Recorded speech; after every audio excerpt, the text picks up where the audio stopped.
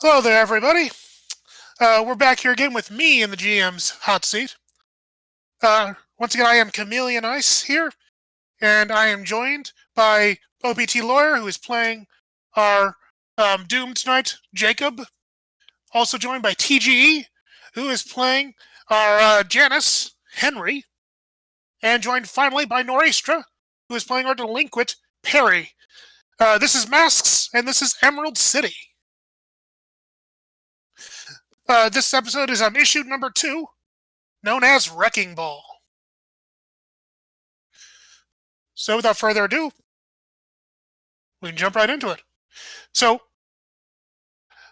on the cover of this issue, we see Sauve swinging in through the issue cover like page bursting everywhere on a giant wrecking ball, full costume, looking like he's having a great time, and in front of him, ducking out of the way, looking none too happy, are both our heroes, Pyrie and Swiftfoot, as they're trying to avoid the wrecking ball.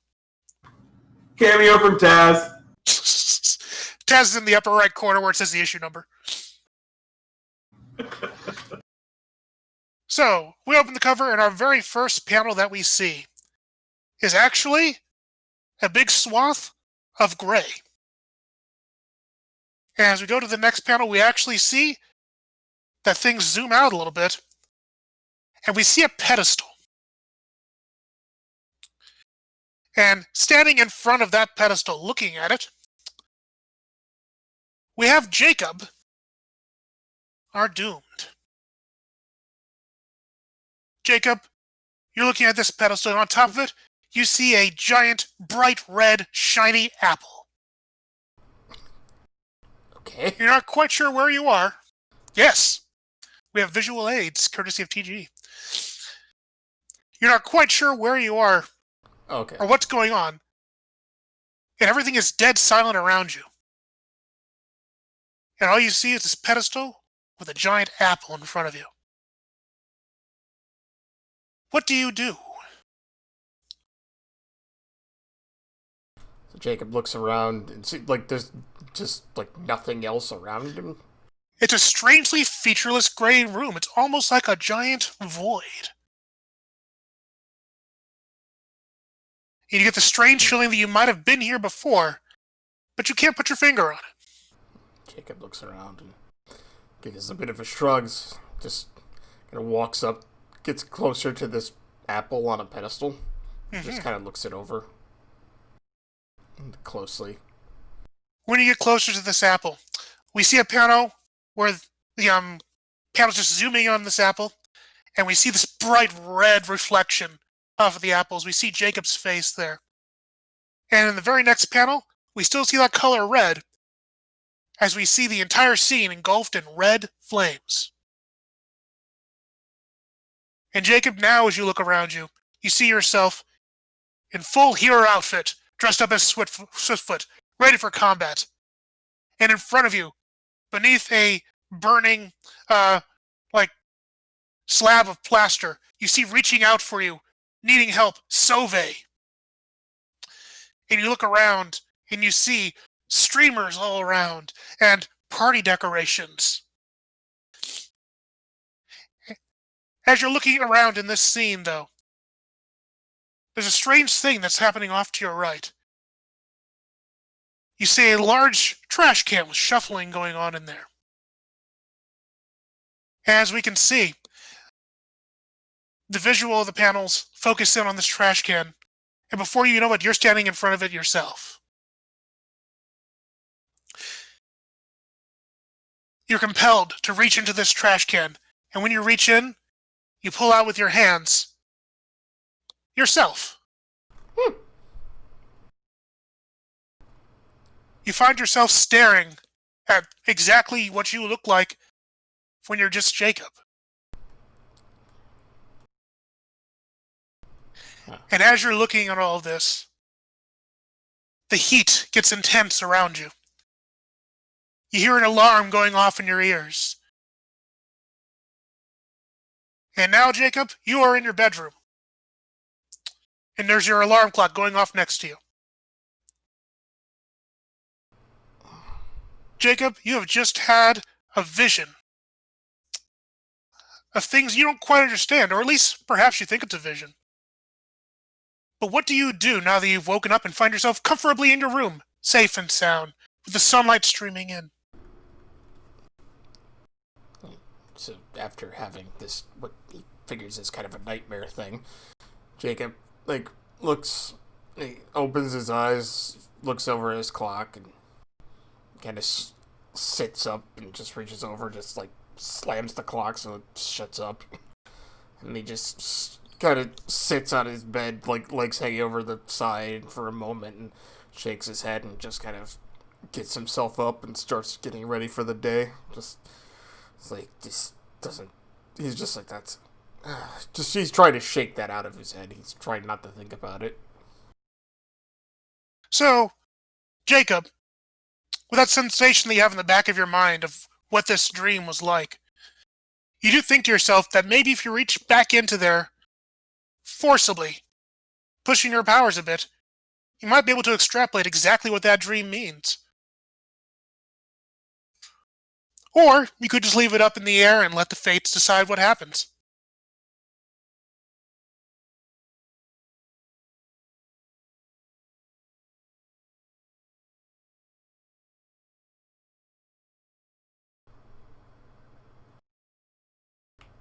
Let's do it. Alrighty. Jacob, I need you to mark your Dune track for me. Yep. Figured. Yeah. So you think back on the dream and you extrapolate all the symbolism, and as you're reaching into your powers, it starts to become very clear to you what all this means. Seeing Sauve in that burning building with all the streaming and all the streams and party decorations, it's very clear to you that looks like the school's wrecking ball going on. And for some reason, Sauve is in a great deal of danger and pressure as he's there. Literal pressure, things are pushing in on.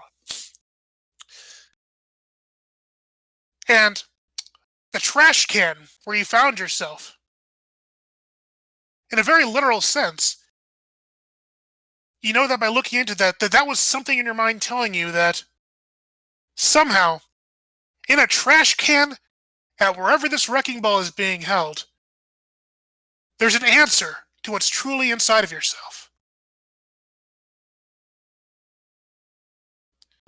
If it's somebody's half-eaten hot dog, I swear I'm going to be sad. Yes, because that means they didn't finish the hot dog. Exactly, right? It's a metaphor for your soul. Yeah, exactly. Well, are you one of those crazies who puts ketchup on your hot dog? Yes. What? No, so am I. It's my world, ketchup's normal.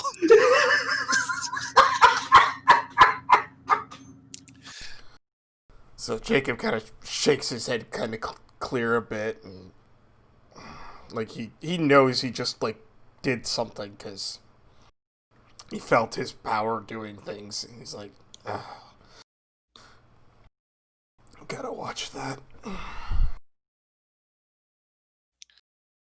I don't want to go to the dance or the ball or whatever the heck it is. Both. So he gets up and gets dressed and just kind of sighs, and then just kind of walks downstairs to get breakfast and then go to school. Alrighty. So, Jacob, you go to start your day. And we're going to somebody else who's... Real quick, OPT, you do get a follow-up question off the Dark Visions. That's right. It is literally the Dark Visions power, so you could ask any question. Oh, I thought you were just doing... I'm sorry. I kind of assumed it was. But if you want to ask a specific question... I have powers, right. Yes, absolutely. Let me just look at that real quick here. Thanks, Tej. Right.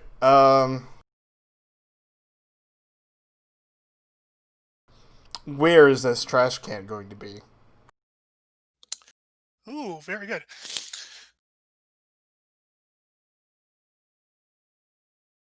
From your dark visions and from what you saw, you do know exactly where the trash can is going to be. It'll be one of several trash cans that'll be by the probably large glowing exit sign, like nice glowing red exit sign, at the ball. Like inside or outside? Inside. Okay. Okay. So, with one of our heroes, Jacob, going off to get ready for school, we go back to another one of our heroes, Perry. Oh boy. Yes. So, good morning, Perry. You woke up, and just so you know, when you wake up, there is a steaming hot breakfast waiting for you in the kitchen, Ooh, breakfast. as usual. So, what do you do when you get up in the morning? Throw my satchel on, get dressed, go down and eat breakfast. Okay. So, important question: are you wearing that vest that was given to you the previous day by I Chesterfield? wore it yesterday. You did. Are you wearing it again today, or like another one of them? But Yeah, there's a whole closet full. there is. Okay. So, Perry, you go down there to have breakfast, and it's a wonderfully nicely made spread of what would you be having for breakfast? Like, what would something that would really get to your palate? Well, I'm sure French toast is on the menu. Okay, French toast then, along with a nice little side of eggs, and you gotta have some meat in there, so like sausage or something, bacon maybe. Okay. Yeah. So, you are at the Chesterfield Mansion, by the way, when you're having breakfast, and you've had this probably before we've eaten breakfast there. What does it look like in this dining room? Like, is it one of those large opulent places, or pretty common? Yeah, or? it's so extravagant that it's dumb. Okay, so it's like, I'm thinking like in Batman, the first movie, where they have that giant long table that's like it's like made for 20 people. Like Yeah, one but person. there's like 3 of us. Exactly. So you sit down for breakfast in the morning, and sitting there across the table from you, eating his breakfast and smiling at you happily, is Mr. Chesterfield himself. So he greets you when he comes down, says, "Oh, Perry, good morning." Yes, Mr. Chesterfield. Sit and eat. You're looking very dapper today. No one says. Just French toast sounds delicious. It does. Sit and enjoy. And I see that you're wearing one of the outfits I left out for you. It looks really good on you, my boy. Thank you. So you guys are eating breakfast, and he asks you, kind of straight off, so, how's school, Perry? It's fine. Good. I'm sure you're doing fantastic. Always first in your class. Yeah. Not telling anyone that Perry's actually forged his report card the last few times. And he clearly doesn't look in too deeply on you. So, as you're eating this breakfast with him, and like he's smiling at you kind of warmingly, and he says, Perry, my boy, I just wanted to reiterate that you're part of the family here. So, as part of the family, is there anything that you need? Nope, I'm good. I never want you to be wanting anything at all. I'm good. So he smiles and nods and that says, "Oh, wonderful! It's very rare to have such a wonderful lad as you who's satisfied with what he has and doesn't strive for much more." And Perry, because you're wearing the outfit he set out for you, eating the breakfast that he made for you, and he's invited you to your family. What? He made the breakfast? Actually, okay, Samuel made the breakfast. Yeah, but still, he set it out for you. He knew what you wanted. Let's be honest here. But no, because of all the things that you're kind of doing and like more or less being in this image that he's set for you, he is shifting. He's trying to shift your labels to mundane up and freak down. Because you're one of the family, you're not an outsider. Yeah. Do you accept this? Yeah, I'll take that one. Wonderful. So you guys have a wonderful breakfast with each other, and he can recover your to you like, again, Perry, if there's anything that you ever need, always know that my home is open for you. You are welcome here. And after he has breakfast with you, he kind of like cleans his big bushy mustache because you know he has a giant one like the Monopoly man. and he tells you, have a good day at school, Perry. Oh, sorry. He said, yeah, have a good day at school, Perry, and don't do anything that I wouldn't do. I have to go and do the Chesterfield business. But he kind of walks by you and pats you on the shoulder comfortingly. And as he leaves the room there, and you're finishing up your breakfast, you have your satchel with you, right? Oh, yeah. What do you do with your weather stuff during the school day? Do you keep that with you, or do you leave that in your room? Oh, yeah, I keep that with me all the time. Okay. So as you're finishing he doesn't even set it, he sits down, it's got that strap where he actually has it sitting in his lap or kind of off to the side. He never even sets it down. Nice. So it's always on your person. Yes. Excellent. He's very particular about that device being on him. Okay. As you're finishing up breakfast, you notice there's a beeping going off that's coming from your weather device. That can't be good. So he's going to run up to the room before he leaves and pull the device out to take a look at it. Nice. Well, you pull out the device and look at it.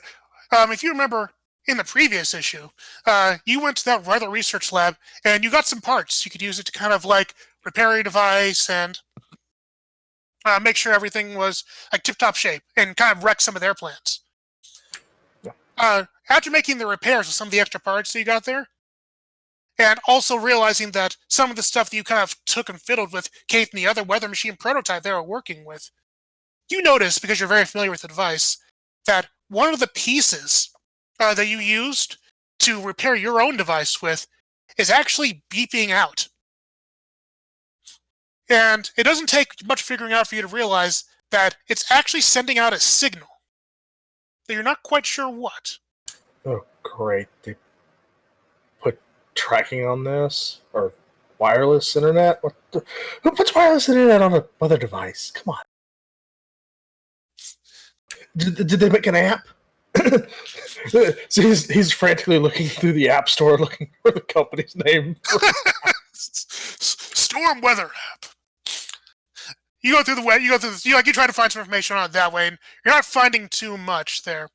Not that searching on the internet for weather control device isn't going to alert someone to my presence at all. Yeah, that certainly is going to be a problem. But it doesn't take much understanding for you to figure out, though, that it is calling out to something, but you feel like you could potentially maybe tap into this a little bit to,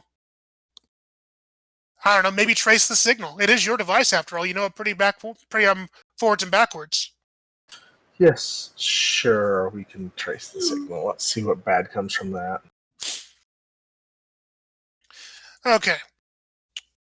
So, just as a heads up, if you trace the signal, the time it would take you to do that, you realize, might make you late for school. I'm a delinquent. I'm okay with this. Good man. So you spend time working on trying to figure out a way to reverse trace the signal, doing it as efficiently as possible. And you actually manage to figure out that it's sending out a seeking signal for, another unit, another weather unit, not unlike yours, you feel like. As in, it's trying to find where it came from. And you can quickly tell from just kind of a scan of it that whatever signal it's looking for, the strength of it is changing rapidly as if it's moving around.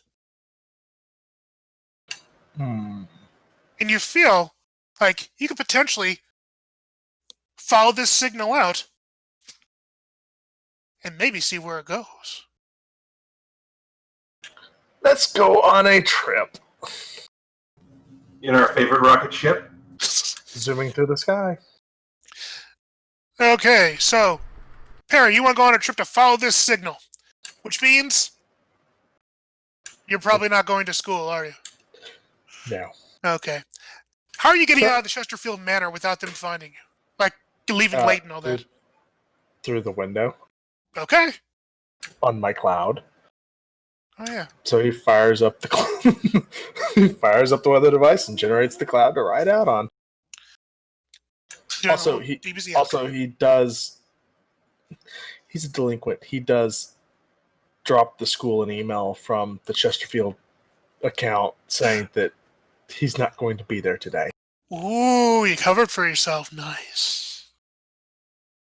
He's a delinquent. He's not a dummy. It's the other D. Okay, so you go flying out on your Nimbus cloud to see if you can trace down this signal, then leaving your responsibilities at school behind. So we're going to jump forward just a little bit here, and we're actually going to be at the school. And we're going to be focusing now, panel-wise, on Henry.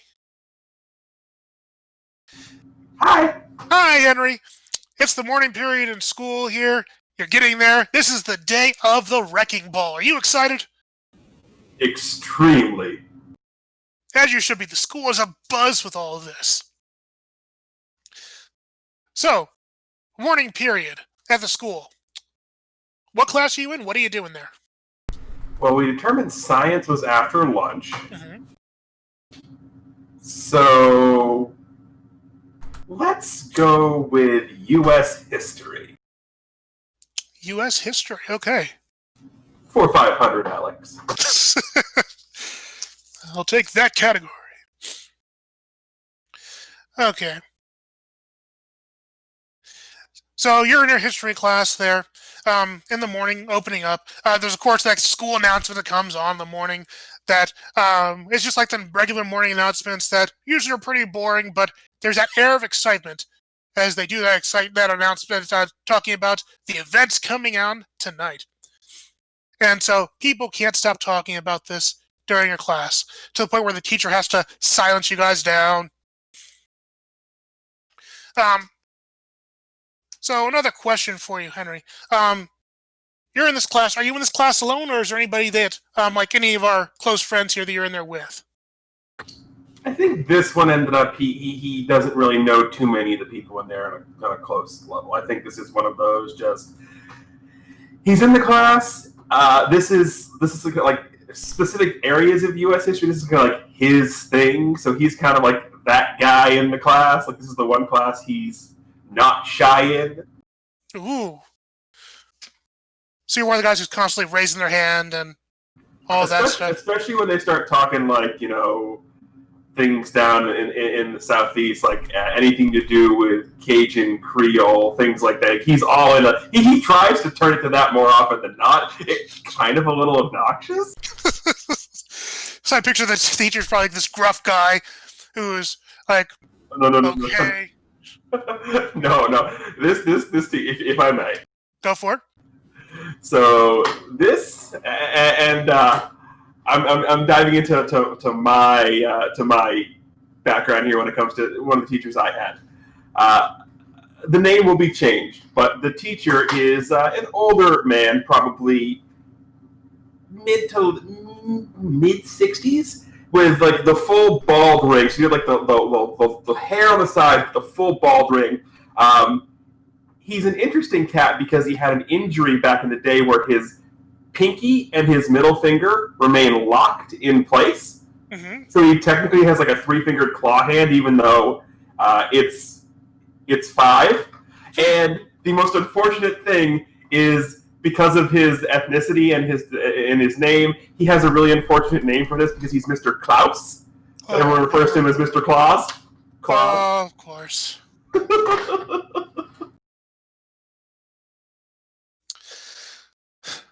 I can make too many awful hand jokes where there are 5 rules. 5 rules. Oh! And he is one of those teachers who he makes the jokes himself. Yeah. So he does that same thing. Okay, he's okay with he's pretty comfortable. Oh, absolutely. Makes perfect absolutely. Sense. Okay, so you're in this U.S. history class, and it is, as you know, because you're super excited about history of Louisiana. So they're digging deep back into that old... He's kind of bouncy. Yeah. Like, you're not only excited about the bands tonight, but you're excited about the Louisiana stuff. And he's asking different questions about, like, different kind of major events that happened there, different sort of historical events, some of the culture, like all that stuff that you're really deep into. And of course, you're probably raising your hand every 5 minutes or so. And he constantly has to say, okay, somebody else, please. We get it, Lamontang. You have the roots. We get it. We understand. As he starts talking though, a little more, and you guys are getting a little bit deeper into something, you feel kind of a stirring inside of you. And you realize that you're kind of touching a little bit on the outskirts of potentially voodoo culture. And where that's starting at. You're not quite sure why you feel familiar with that, what you do. Actually, you might be. But, he has an inkling, considering the museum exhibit he was at was based off of the voodoo culture. So he has a base idea. But he doesn't know for sure. Right. So what you do know, though, is, yeah, you have that base idea, as you can feel something inside of you tugging at it, and it's actually tugging at you hard enough to where you're thinking to yourself that you can't hear what the creature's actually saying. All you can kind of hear is this pulsing in your ears that's sort of calling to you as this subject kind of gets more and more intense into you. What do you do as you feel this? He initially is just going to try to shake it off because it's a little weird, but it's like, okay, try and focus, like take a breath, relax, just excited. It's okay. It's gonna be. It's just.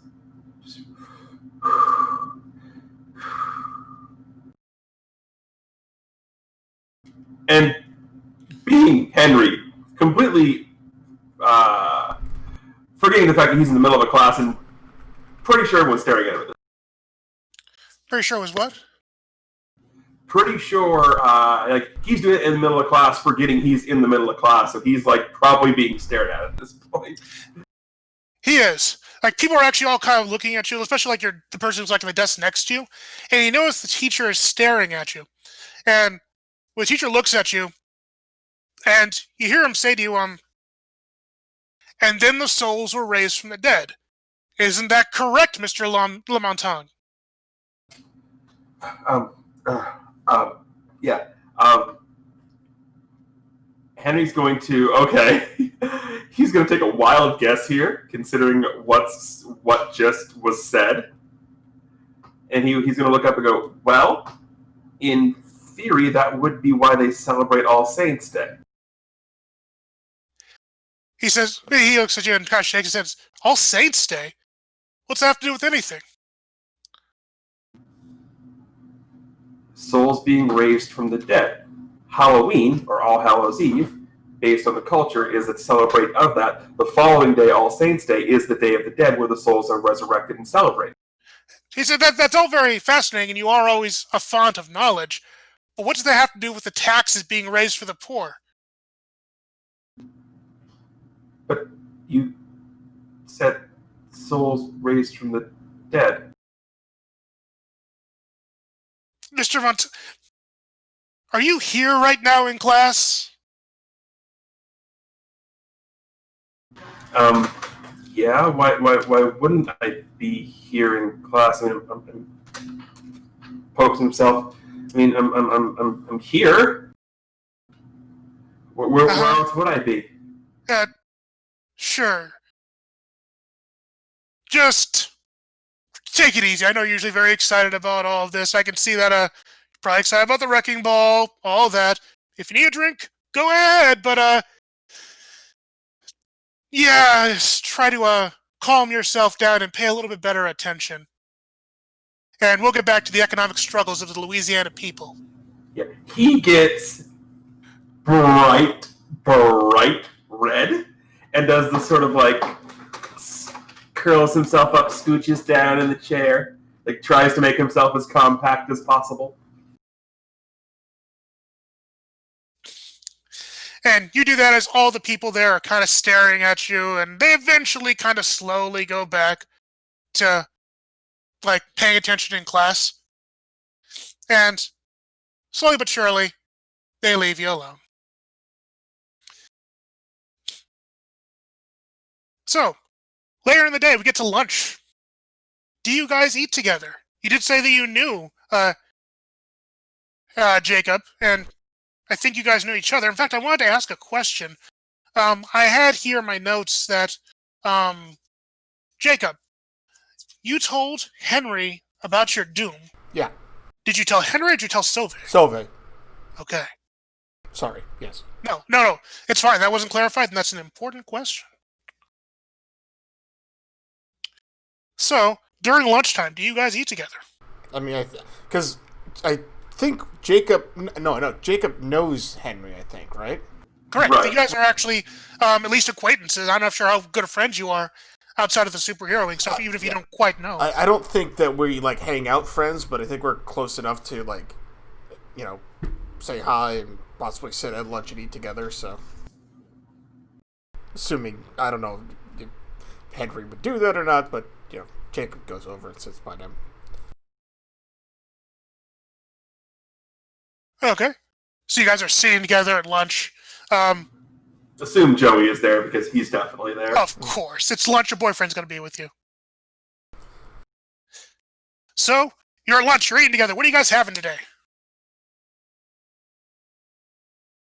What day of the week is it? It is Friday, because the dance is tonight. Okay, well then, in that case, it's whatever fish the school decided to have on Friday, because it's Friday. Oh, yeah, lunch. So it's probably fish sticks, like Yeah, very fish bad sticks. sticks. Or like just like some sort of fried fish, sticky-ish variant. Imitation fish sticks, Ooh. made with real imitation fish. So you guys have fish sticks today, and you are sitting together. The eve of the wrecking ball's upon you. What do you guys talk about? I mean, Henry is quiet to begin with when it comes to not being in with his mask on, but he's even more quiet than usual just because he's still like super embarrassed about what happened in history class. Do you tell Joey about it? I'm assuming he's able to see what's going on, so if he asks, yes. If not, he'll wait till later. Gotcha.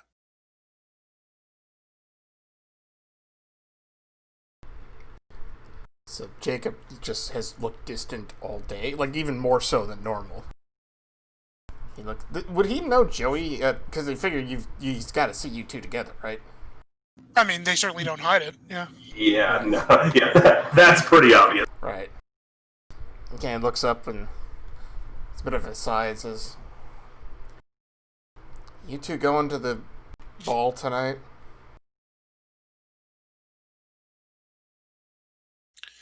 Joey excitedly nudges you. Henry. What? The ball? Like, we're still going, right? Yeah. Why wouldn't we? Yeah. It's like, I mean, it's not often I get to break out one of the suits, so yeah, we're going. And we're gonna be matching. Are you going, Jacob? I might be around, I'm not sure. Got this weird feeling that I should go, but I've got one no one to go with and two no real want to go, but... Hold on. You don't necessarily need to go with anyone. There'll be plenty of people there, and half the fun is bringing something for the competitors to wreck stuff with. So do you have any ideas what you're going to bring? No, I have no... It wasn't even until this morning that I was even thinking about going. Well, we do have some extra stuff, right, Henry? Like, we got a lot of stuff to use. Yeah. I mean, Dad brought home one of like the like the collapsible batons that they had. He brought home one of those, like an old one that they have no use for. It doesn't collapse anymore. It's just a baton. I did hear rumors though that someone was going to try and like go full on like bring in like a Donkey Kong sized barrel to use. Not sure how they're going to get that in, though. Oh, that'd be sweet. Like, that's going to be so cool. Especially if, like, they fill it with something and it becomes this really weird... Oh, it's going to be so cool! Oh, but Jacob, wait, you said you don't have anybody to go with. Weren't you dating that girl? What was her name? He just stares right Kaido? at he just stares right at him and just kind of shakes his head. Oh.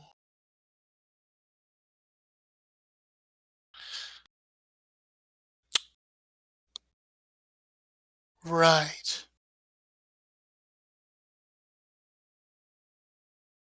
Well, you can still have fun alone.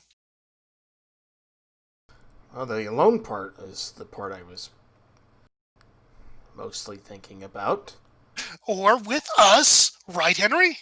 I wouldn't want to intrude on your guys' night. I mean, it wouldn't intrude at all. I mean, yeah, I mean, it's a dance, but we can show up as friends, as a group. That's fine. It's not going to intrude on anything. Oh. Well, thank you.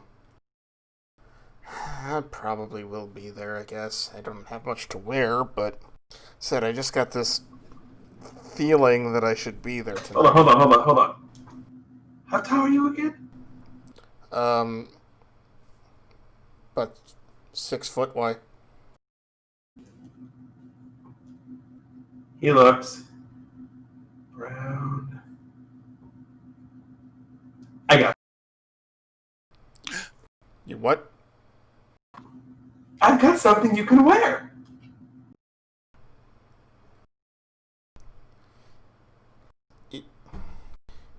You know, not all human clothes fit me, right?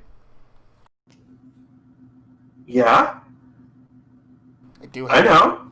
I do have a tail. It's a little thing, but it's still there. We got scissors. We do. Okay. Ooh.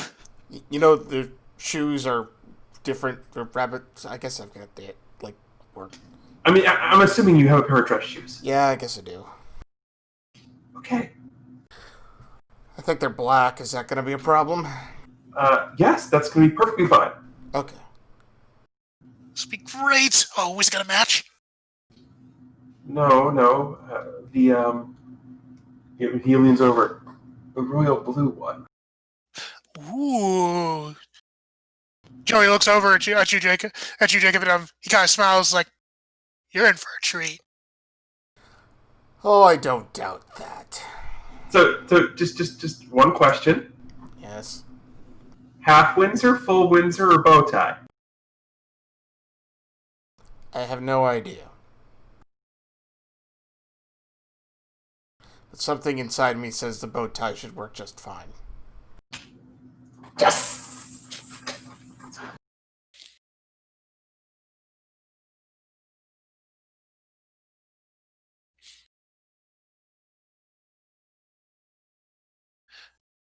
Alrighty, so the rest of the lunch kind of goes relatively uneventful. Fish is fish. After the plans are all made, though, you guys return to your class, and Perry.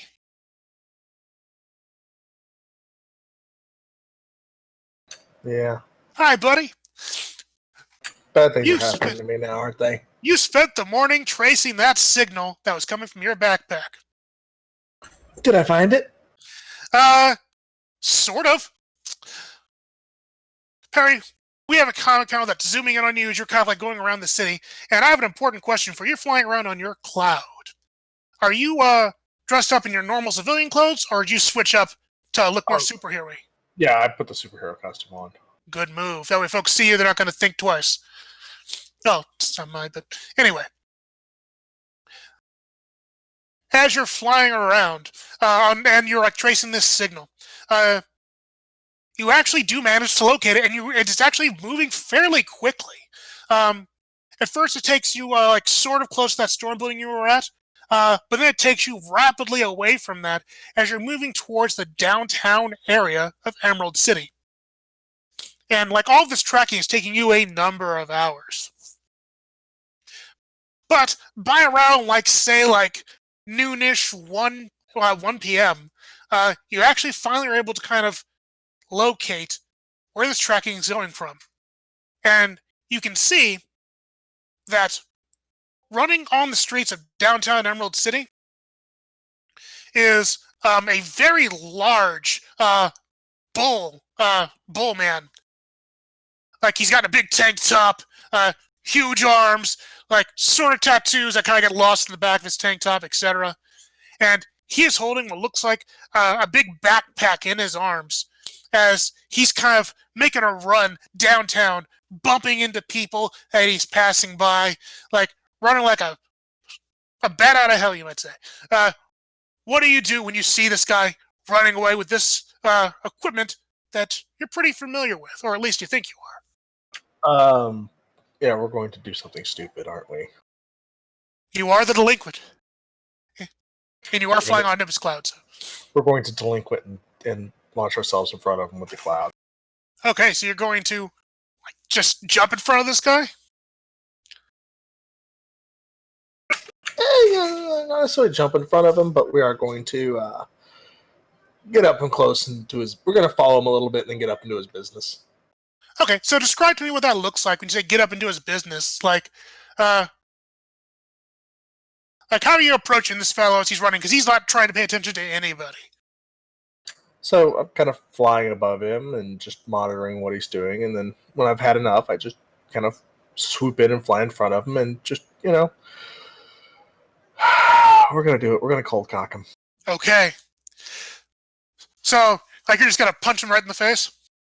I mean, he's being a bit of a bully. He's pushing people over, moving them out of the way. Yeah, I'm just going to lay into him. Okay. So, roll for me, please, to directly engage. Okay, what do we got? 10. Nice. Okay, so hold on, this thing's screwing up. Okay, so we need to directly engage with an enemy on a 10 plus. You get to choose to. So, what you doing? We're gonna resist or avoid their blows, and we're gonna take the device from him. Okay. So, very good.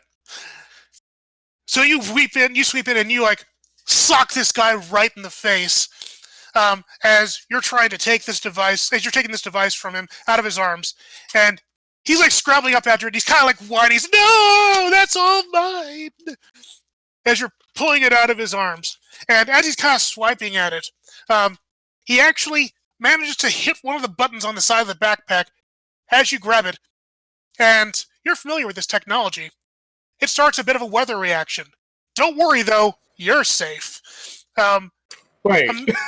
Immediately upon, that weather reaction going off, clouds start billowing in from atop, and huge, heavy winds start blowing down and, blowing across the streets.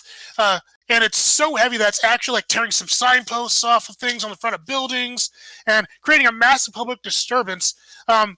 As this guy's kind of freaking out about the backpack that you just stole from him, and he's shouting, "You stole my stuff!" And people around you are screaming about almost getting hit by the weather. Yeah, it's time. Okay, you're just gonna skedaddle? Oh, yeah, I hit and run. Hello. Okay. So, you flee off, leaving the downtown in a terrible state of wind weather going on. Which direction do you go in? So he flies up into the clouds, into the, straight up into the storm. Mm-hmm. And then as he's leaving, he kind of tries to deactivate the storm. And I'm sure this will go badly, too. So he's going to kind of head back towards the manor. Okay, so you are going eventually back to Chesterfield Manor and you're just turning off the storm? Yeah. Okay. So, what I'm going to say is, since you are trying to activate this device that you're familiar with, I'm going to say, since this is actually not your direct device, it's going to be a little bit complicated. And I think Unleash Your Powers would be the correct thing to do here because you're trying to create an effect. So, I'd say roll to Unleash Your Powers. Well, there's fun. Yes. So, one hit, mark condition. Okay, 709. Wait a second. Oh, miss just means. Okay, nice. Miss means you get a hard move. Yes. That's gonna be bad later, isn't it? No, you'll be just fine. Okay. So, period. You're filming with this device, you're trying to figure out how to turn it off. And instead of turning it off, you make it worse. And you make this giant funnel cloud. Since you're in the clouds itself, it sucks you in as it's swirling about, making this giant tornado that's depositing right through part of the city there, sucking you down towards the ground. As it pulls you down, you get whipped around really hard. And I need you to roll to take a powerful blow as you are falling rapidly towards the city, sucked by the air. Okay, so, when you roll a miss, tell me how you weather the blow. I'm on a cloud. I'm good. Weather the blow. Hey, Weather the blow. take it with you. No. So, Perry's kind of just flying around in the cloud and getting tossed from side to side, but the cloud finally stabilizes that he's on and kind of becomes part of the vortex. And so he's just a stable piece of it now. Nice. So, while you're busy doing that and stabilizing on the vortex, and not getting yourself hurt, don't forget to mark up potential, first of all. But, you notice as you're getting yourself back and right, that the weather device is actually smack dab in the middle of the street as the wind clears. And you can see that bull guy is trying to rush towards it to pick it up. What do you do if you see this guy approaching? We're going to swoop in and pick it up before he does, hopefully. And I don't know how we're going to make this roll, but we're going to do this. We're going to actually... Okay, no, this is how we're going to do it. Okay. It's going to force me to roll again.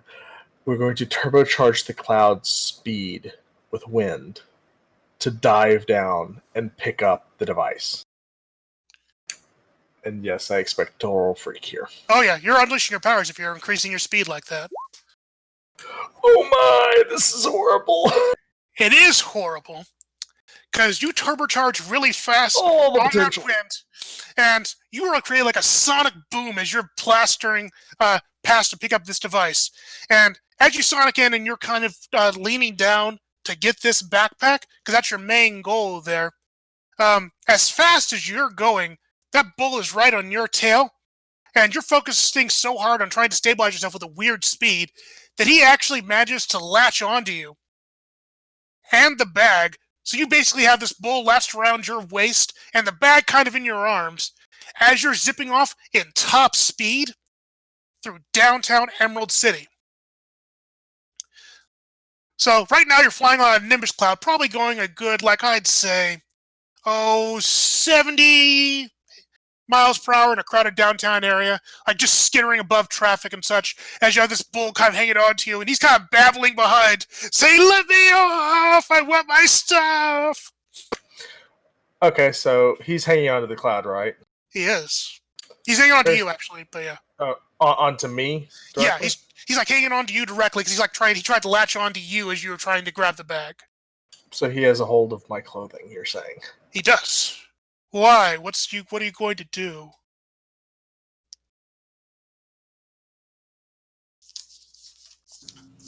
He's gonna find a nearby street lamp.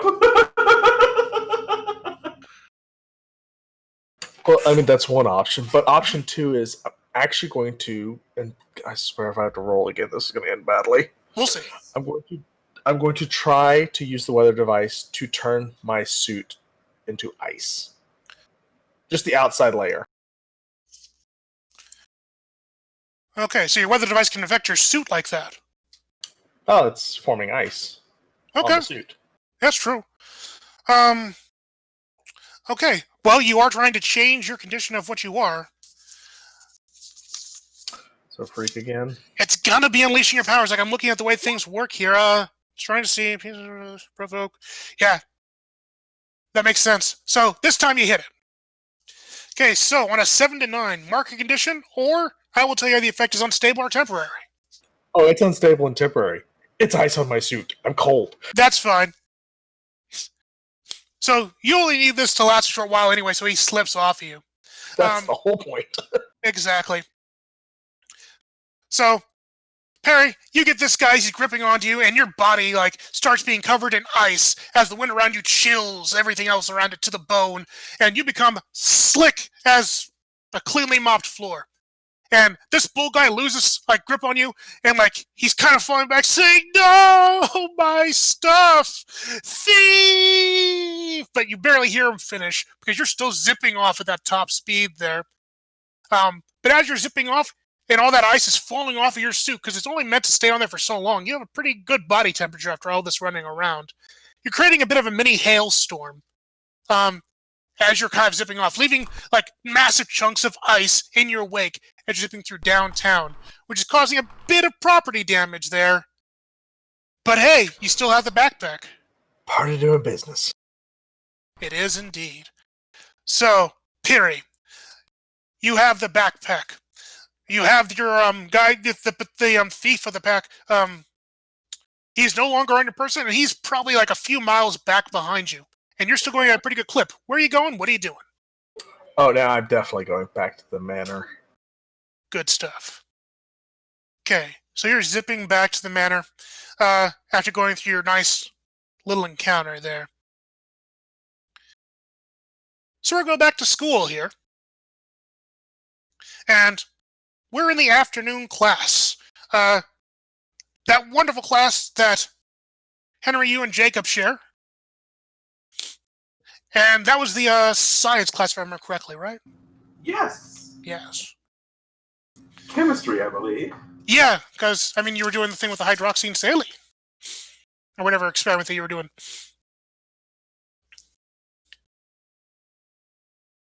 Alrighty. So, we go from that action-packed scene to a wonderfully quiet classroom. Where, you guys are sitting and enjoying your class. And, Henry, tell me, how are you feeling right now? Excitably confused. Excited about the fact that not only is the wrecking ball, that he gets to break out another one of the bow ties and gets to give Jacob a little glow up. Mm-hmm. But confused as to what the heck happened in history class. Good. And Jacob, how are you doing after throughout the day with your own mental thoughts that you've been having, considering what you went through in the morning? Jacob is mostly not there. He's barely paying attention to anything, as he's both thinking about the dream or the vision that he had, and the fact that he's now agreed to wear a bow tie of some kind to this dance ball thing.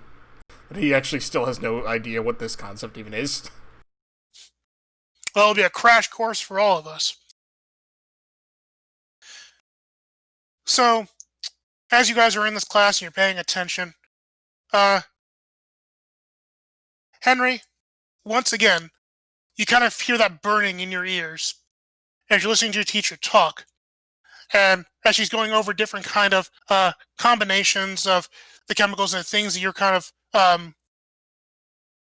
going to be learning about and studying, but it starts to sound a little bit different. And in particular, in a moment of clarity, you hear her say something about, and when the formula is complete, the door will be closed.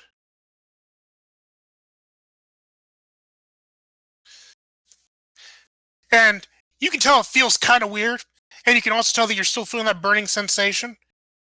And next to you, because you're sharing that class, that desk that you had with Joey, you feel a nice, comforting, cool hand go onto your wrist. And you see Joey looking at you, kind of concerned.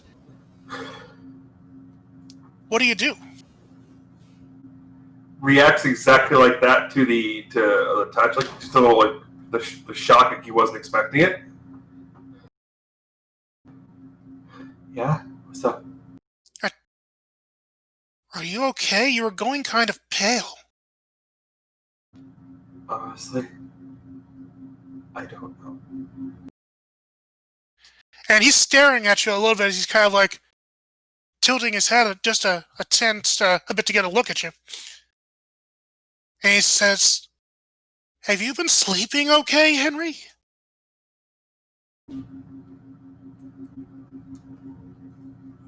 Yeah, why? Well, you got these kind of dark rings going on the inside of your eyes. They're kind of faint, but I mean, I don't know. It looks like either you got some makeup on there, or like either you're not sleeping well. So I'm just, is everything okay? Why wouldn't everything be okay? I want to make sure because like you look like you were kind of sweating and a little pale, and just I care about you. Yeah, it's just, I don't know, I think maybe I didn't get a lot of sleep last night just because of everything happening today, and just,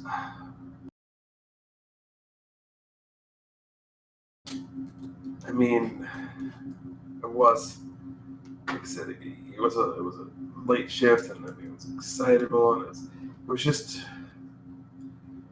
a long night, I guess, and I didn't get much sleep. I guess. Do you want me to roll it? Roll what? The move I have, mild mannered. Okay. Yes, sir. You go for it. Read that one to me again, please. When you attempt, well, let me get to the actual page.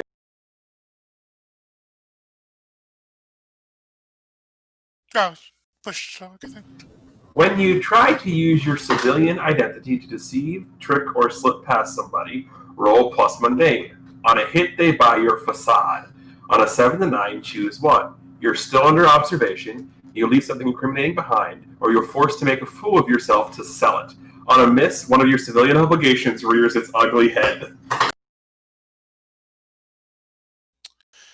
Okay, go for it. Roll that mild manner, please. I mean, this is the most appropriate use of it, I think. I bet I know which obligation rears.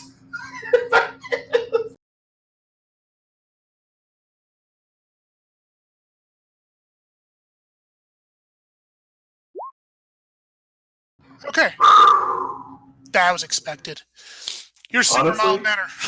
Honestly, every Janus I've ever played, I have never once 10 plus this roll. Oof. Well, that means on a hit, Joey buys it. So he says, "Well, okay, just make sure that you stay safe." Yeah, just make sure you take good notes in case I zone out again. I'm gonna need them probably. Mr. Lamontagne, the teacher speaks up again. Am I going to need to separate you two? No.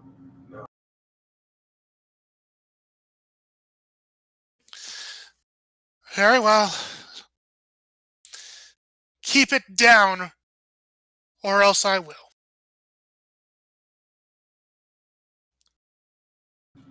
He just whispers, "She hates me." I think she hates everyone.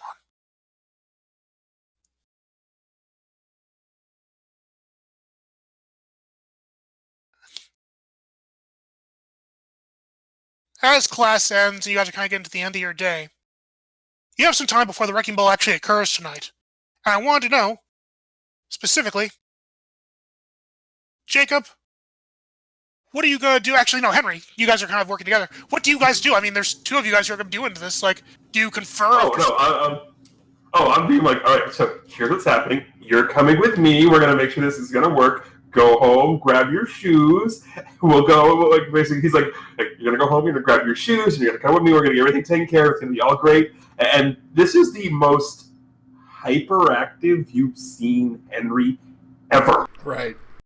And so Jacob is just kind of staring at him as he's going over all of this, and he finally just kind of holds a hand up and says, "Okay, where am I meeting you after I go get my shoes?" Well, I mean, we can just go. We can head to my place. It's where this is all happening. It's where we're getting all this done. I don't think he knows where your place is what he's saying. Right, it's like we're just gonna go with you. We'll pick it up. We'll walk there. It's fine. Walk? Okay. We can do that. What you have in mind? I was gonna run, but walking's fine. I mean, we can run, I guess, but why would we want to run? Like, we'll get all sweaty and disgusting. Yeah, that'd be terrible for the suit. It really would be. Right, you guys sweat a lot. Yes.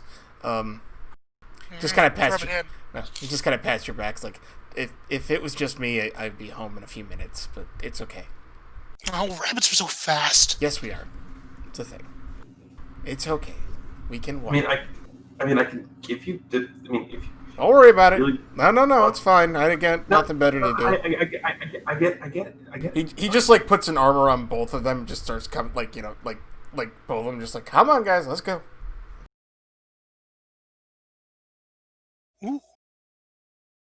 So, where were you guys going first? Apparently we're going to Jacob's house first to get his shoes, and then we're going to Henry's place to get Jacob all dressed up and stuff. Yeah, there's gonna be a glow up happening. Nice. We're totally getting a montage. So, describe this montage to me then, as you guys are going through and hold like, on, getting dressed. Like, let's see what's going on. Well, something else has to happen here because when we get to Jacob's house, right.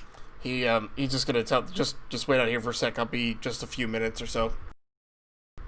I mean, you can actually come in. Just come on in, real quick, guys. Just I gotta run up to my room, but I don't know how many is gonna be home, but no one cares. No one cares. It's fine. Yeah. And then Henry looks over. Oh yeah, rabbits. Oh, are there going to be like 50 of them in there? He looks back and says, "I only have 4 siblings. Thank you." 14? Joey elbows him. Thank you. That's a stereotype. Not all of us are like that, okay? Okay. Thank you. It's actually 3, I'm sorry. No, it's 4. It is 4. I was right. It's 4, yeah. I was right. 2 and 2. So, Okay, so Jacob, you're going in here after school. What's it look like after school? Like, what's the state of your home? so there's Jacob's probably one of the first ones home. Because everyone else actually likes to be, well, there's only 3 of my siblings living here because the other one's 20 and she's moved out. But the other 2 are probably either still at a school, whichever school they go to, or they're on the way home, whatever, as they're younger. But Dad's probably gone to work. Mom might be home. And, yeah, it's just the, yeah, she'd be home, like, getting stuff cleaned up for dinner tonight. She does have a job, but maybe she's off today. And then, so he would walk in with these guys into, like, the main foyer living room. Just calls out, "Hey, Ma, I got some friends here from school. Just here to pick up some shoes. I'm going out tonight, apparently." You hear your mom gasp, and like you hear like water being shut off as she kind of like rapid and she runs in. Jacob, what did you say? Just going to this school wrecking ball thing tonight. This is Henry and shoot, I'm blanking on his name. What's his name? Joey. Joey. Yeah. Henry and Joey. They're from school. She runs up and immediately hugs Joey, hugs Henry, and then hugs you, Jacob, really tight. Okay. So I'm so proud of you. You're going out on a dance. Oh, who are you taking? No one. Just Doesn't matter. Okay. Mom, please, not in front of... Thanks. So she gets off you and she's like, "I'm so happy you're finally making friends, going out, doing things."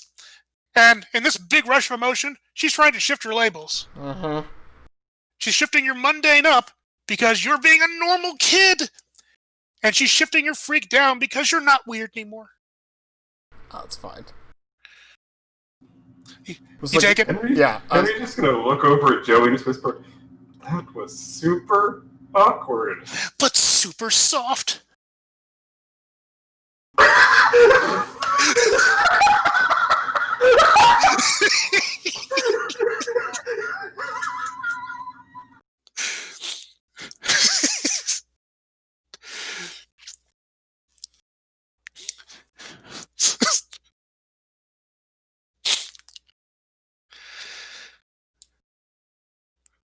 Can't hear you.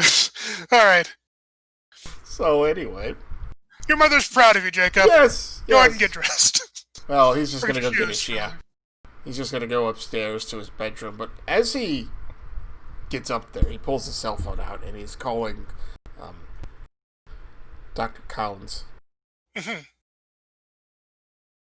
So you buzz in, and you get to right before voicemail, where Dr. Collins finally picks up, like last minute, and he says, "Oh, that's Jacob. What's up?" Hey, I'm not gonna be able to come in tonight. I'm going to this school wrecking ball dance thing. You're going to dance up? That's fine. Great. That's fine anyway. I was working on something all day. I've tried to figure out this problem. I just can't. I can't get to it. So I've made almost zero progress today. Anyway. The reason I'm going though is something. I had a vision tonight, this morning actually. Another one. A vision. Yeah. What was it this time? So you remember I told you about him? He was there and in trouble, and then I pulled myself. I was dressed in my hero outfit, and then I pulled myself out of a trash can. Oh, that's kind of weird. There's going to be something important there. I know it. I felt it, and I felt that power inside of me stirring again. I kind of let it happen too. Well, if it leads to answers. Hopefully it doesn't lead to too late, but yeah. Well, if anything happens, you give me a call and let me know what changes, okay? Will do. And he hangs up, clicks his phone off, and grabs his shoes, and he grabs like a small duffel bag because he's got his shoes and his hero outfit in there. But, you know, he comes back down and looks at everyone's like, Alright, Mom, we're out, see you later. So, you did, you packed your hero outfit in there? Yeah. Nice. Okay, see you later, honey! Have fun with your friends! Thanks, Ma. Take pictures! No! They won't believe me if you don't! Goodbye! Come back! You're always welcome here!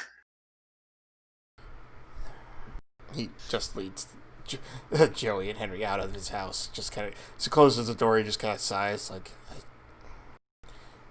really is getting it overburning lately. She seemed nice. She is. No, don't get me wrong, but like, both my parents have been pushing me to do things lately, and I just been pulling back. 'Cause I don't know. I just kind of want to do my own thing and just mostly be alone.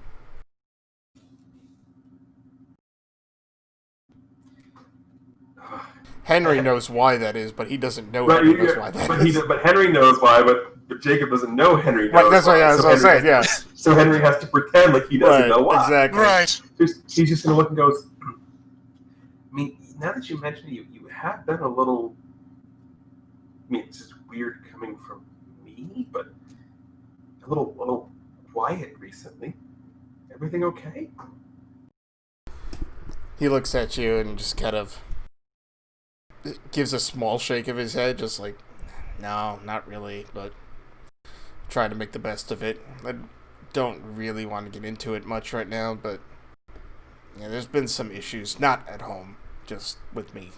But I mean, no, I get it that we all have things we want to try and internalize and don't want to talk about it. I get that, I do, but sometimes, you know, I know how awkward that whole thing was in there, because if it was awkward for us, and it was, I imagine how awkward it was for you. But sometimes, even if it's just, you know, once every couple of weeks, just getting out, doing something. If you do it, you know, once every couple of weeks, that what we just experienced, that will stop and you'll be able to do whatever you need to do to fix whatever's bothering you. That's intent to comfort and support. I was hoping Aw. so. Yes. Cover and support.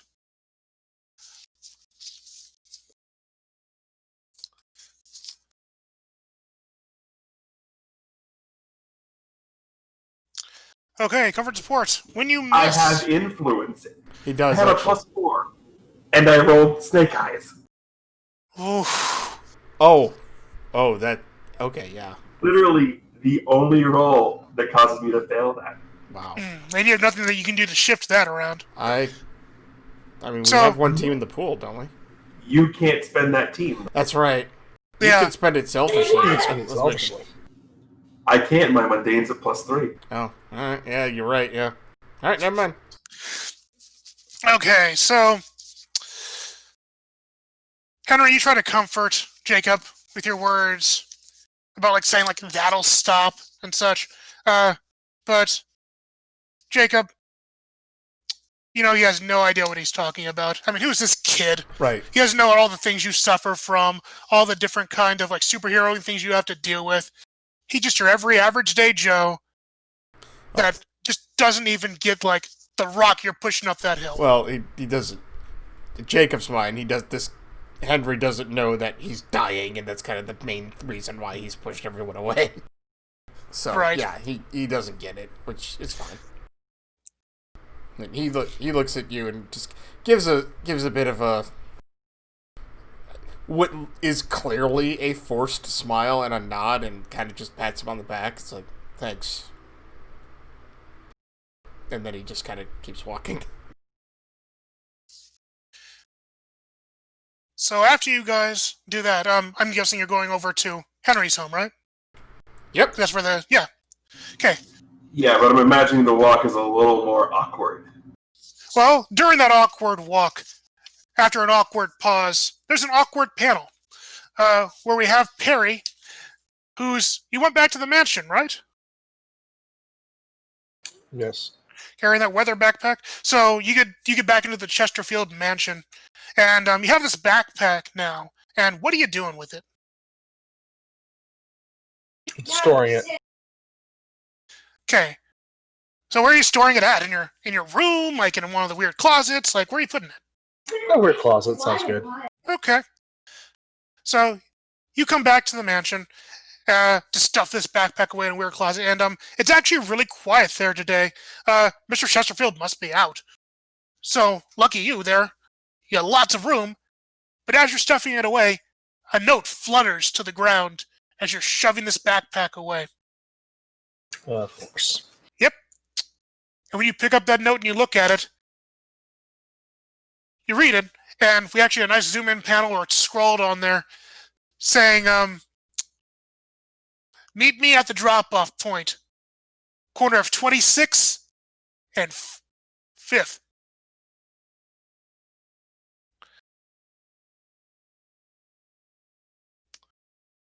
Odd that those two streets would intersect.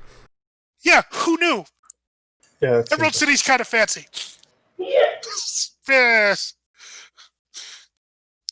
So he's pulling out a map and he's like, no, there's no way those streets, they don't intersect. Something's not right here. You look at that, and you take a closer look at it, and you, like, smudge it out. You notice, oh, wait, it's 23 and Firth. That's what it was. So Firth Street meets with 26. That makes a lot more sense. There we go. So you get this note that say, like, meet us at the drop-off point. Meet us at 6:30 p.m. So yeah, he's gonna pack up the backpack, the extra device and everything, and be ready to go. We're gonna have a little surprise party. Oh, yeah. So you're gearing up to go. You're taking your backpack. Are you taking the actual other backpack, or are you leaving that back at the Chesterfield mansion? I'm gonna secure that and leave it at the mansion, just in case something weird happens. How do you secure it? The padlock? Okay, fine. Okay, so you said you're going to secure this as a padlock in like one of the strange closets in the mansion. Let's get a little bit more in depth, slightly. This closet, is it in your room, or is it Yes. somewhere else? Yeah, I have a built-in safe like into the ground.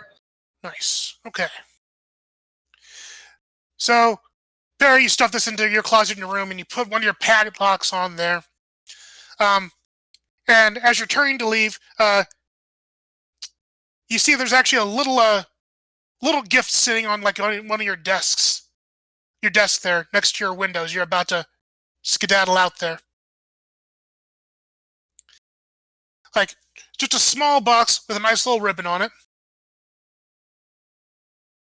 And what do you do when you see this? I'm sorry, what was it? You see a small box there that has a purple ribbon on the top of it, and it's sitting on top of your desk. Oh, we opened that. Okay. You open that, and inside that box, you see a note that's attached to a nice, pretty-looking flower there. And it says, "Good job." And it's written in a script that you don't quite recognize. And you immediately know from seeing this that this wasn't written by Chesterfield or Samuel. Okay. So just sets this stuff down and heads out. Makes sense. Okay. So you set out to go on your adventure to pick up and get this meeting at 6:30 p.m. in the evening. Riding out, I'm guessing, on your Nimbus Cloud? Oh, yeah. Hold on, this is very awkward. Okay, so you fly in your Nimbus Cloud, having your backpack. The other backpack is secured safely at home. And as you're flying out, swooping into the panel, we come back out and we are swooping almost out of the La Montagne residence. Ugh. So you guys are getting ready to go to the Wrecking Ball here, and you're just about to leave your house. Tell me what's gone down. How do you guys look? Okay, so we get the full-on montage. So it starts off with like Henry and Joe. There's already a Preston taken care of, so there's just like going to be like a 5-minute job to get this to like. We get the full montage of like they break out a stool, right? They set Jacob up on the stool. They start doing like measurements. Like they're going super extra with this. Like they go. They find a pair of pants. Like they put them on. They measure the tail. Like they cut a tail slot. Like there's a white shirt. Like the full jacket. This ridiculously royal blue sequined bow tie. Like it's almost the best way I can describe like how the outfit is, and I don't mean to like go crazy, but it's kind of almost like a Chippendales dancer outfit. Like, there's some important things that are not included in the standard Chippendales outfit that I hope are included here. Yes, like pants. I mean,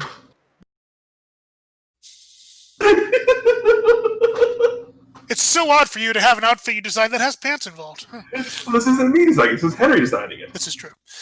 Yeah, but basically that's just to get the description. Like there's the suspenders, the whole thing. Like this is a 2.5-hour production, and Henry enlists his little brother Michael, to sit there and like record the whole thing because he plans to put a TikTok out of it later. Of course. Enjoys making sure to set up nice pictures so they can send it to your mom. Oh, absolutely. So, are you guys all having the same outfit, or? Jacob. No, so throughout all of this, Jacob just kind of looks just like annoyed, but he just lets it happen. Yeah, so that happens. So again, Jacob's in the again because it's a Henry outfit. It's the suspenders, the bow tie. Mm-hmm. You're gonna get changed. Joey has the full Windsor, the tie. Henry comes out like their ties match it, the royal violet, like the royal purple and violet type of deal. Henry's got the suspenders, the royal violet bow tie. Like you have a little boutonniere on there? No. Oh, okay. It's the Wrecking Ball. It's not prom. I know. I like. And then the last bit of the montage is they open up the closet, and there are 2 backpacks bulging with different ridiculous implements that can be used to destroy things. In there, Got the we have important. got we've got a literal a sack full of bricks, an actual sack full of bricks. Mhm. We've got the uncollapsible baton.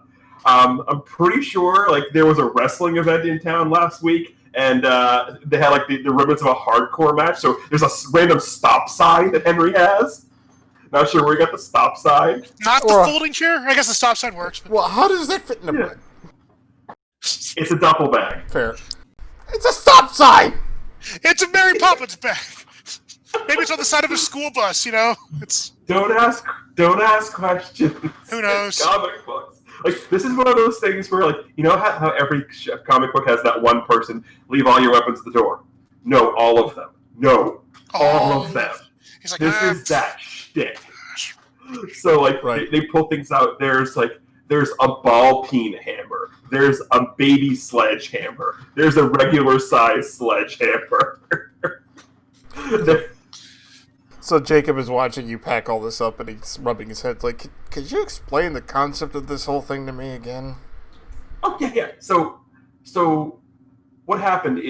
Apparently, the lore behind this is that there was back in the day there was supposed to be a demolition derby type of deal, and one of the the cars in the derby or something like that, or the people, their nickname was a wrecking. They were referred to as a wrecking ball. Well, someone misheard this, and they showed up to this demolition event in a ball gown and proceeded to wreck the place while wearing a ball gown. So it became a thing where people go in, they sign up to wreck stuff.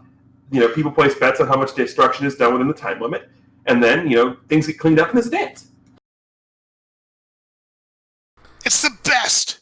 Let's see. I'll take your word for it. Let's... he's straight. You'll be a natural at it, too. You got those big muscles and everything.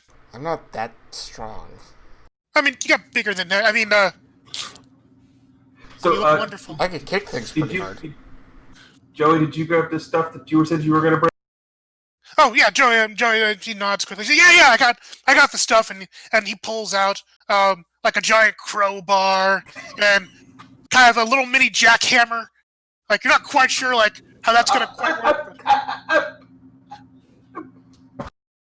It'll be fun. Trust me. The last time you said that, we got stuck on the Ferris wheel for an hour. And we got to know each other really well. Okay, enough of that story. Hey. So you guys get your things all together, and you're just heading out the door, or any last minute prep you need to do? Anything you want to bring, Jacob?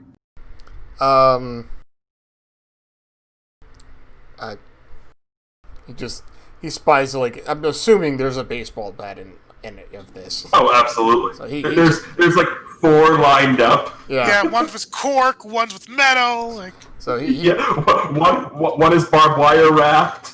he grabs the metal one. He's like, do you mind if I use this? You can use as many as you want.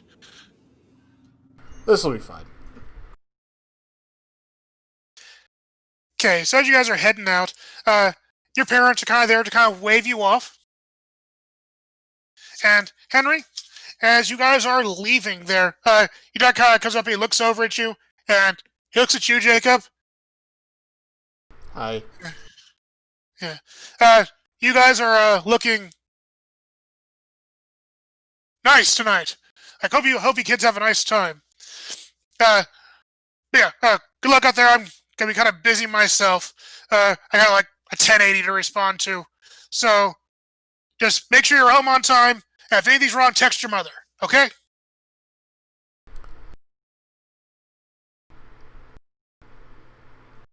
Henry. He looks. Dad, you have a 1080 to respond to? Why are you still here if you have a 1080 to respond to? Tammy, I think you just pulled a number out of your butt there, didn't you? Yes, I did. Do you know what a 1080 is? No, I know what a 180 is, and I'm about to do it. Yeah, a 1080 is a bomb has exploded. Okay, no, not a 1080. But it's he rounds up a police code. I was hoping it wasn't universal. But he rounds up a police code like an M20 or something. M20 is a gun. Maybe not here. But he says he has to go off and respond to that immediately.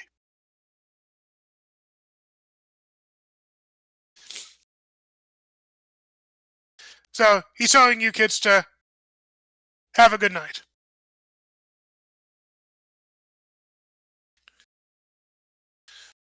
So after doing that, you guys just heading off to the wrecking ball? Absolutely.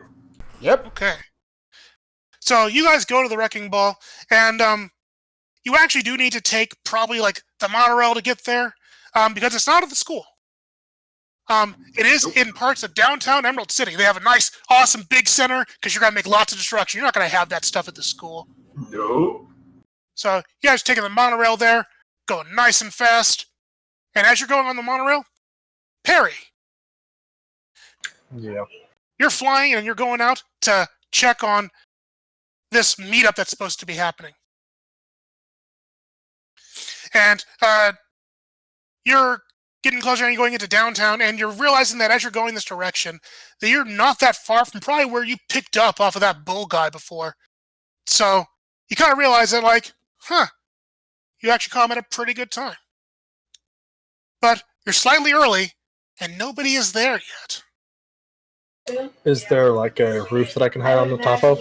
There is, and you realize that at the spot that was kind of indicated by the note, that it appears to be like an alleyway, sort of in this where these streets meet. There's a very convenient alleyway there. You can get a pretty good vantage point on. Actually, I want to get up to the vantage point. I'm going to assess the situation with criminal mind. Good stuff. Okay, roll that assess situation, criminal mind style.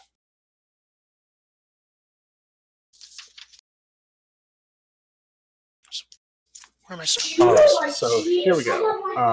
On a 10 plus, I can ask 2. What here can I use to blank? What here is the biggest threat? What here is in the greatest danger? Who here is the most vulnerable to me? And how could we best end this quickly? I also get to ask. Okay, criminal mind gets you an extra question, or Yes, I also get to ask what here is useful or valuable to me. How can I best infuriate or provoke blank? Or what is the best way in/path? right? You still only get 2 questions though, so don't forget that. Oh yeah, so I get to ask 2, but I get 1 of these in addition. Correct. Like the thing is, you can use this even on a miss. That's why it's good.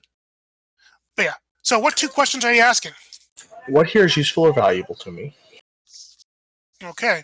So And it might change your response. Yeah. Okay. Based on what you're seeing. okay, fair enough. So you're on the rooftop looking down at this this alleyway, and you're thinking to yourself, like, what here is useful or valuable to you? On the immediate front, nothing appears to be that useful or valuable, like in the literal sense, except you see that above this alleyway, there is a giant, like, I don't know how else you would say, it's like one of those big water barrels that's on top of like certain apartments. That, like, you realize that that's probably a pretty formidable weapon with the various weird stuff you can do with, like, freezing and electrocuting and all that stuff. And it's pretty darn close to that alley. You think you might be able to make use of that. We'll file that under useful information for later. Indeed. And what's question numero 2 now?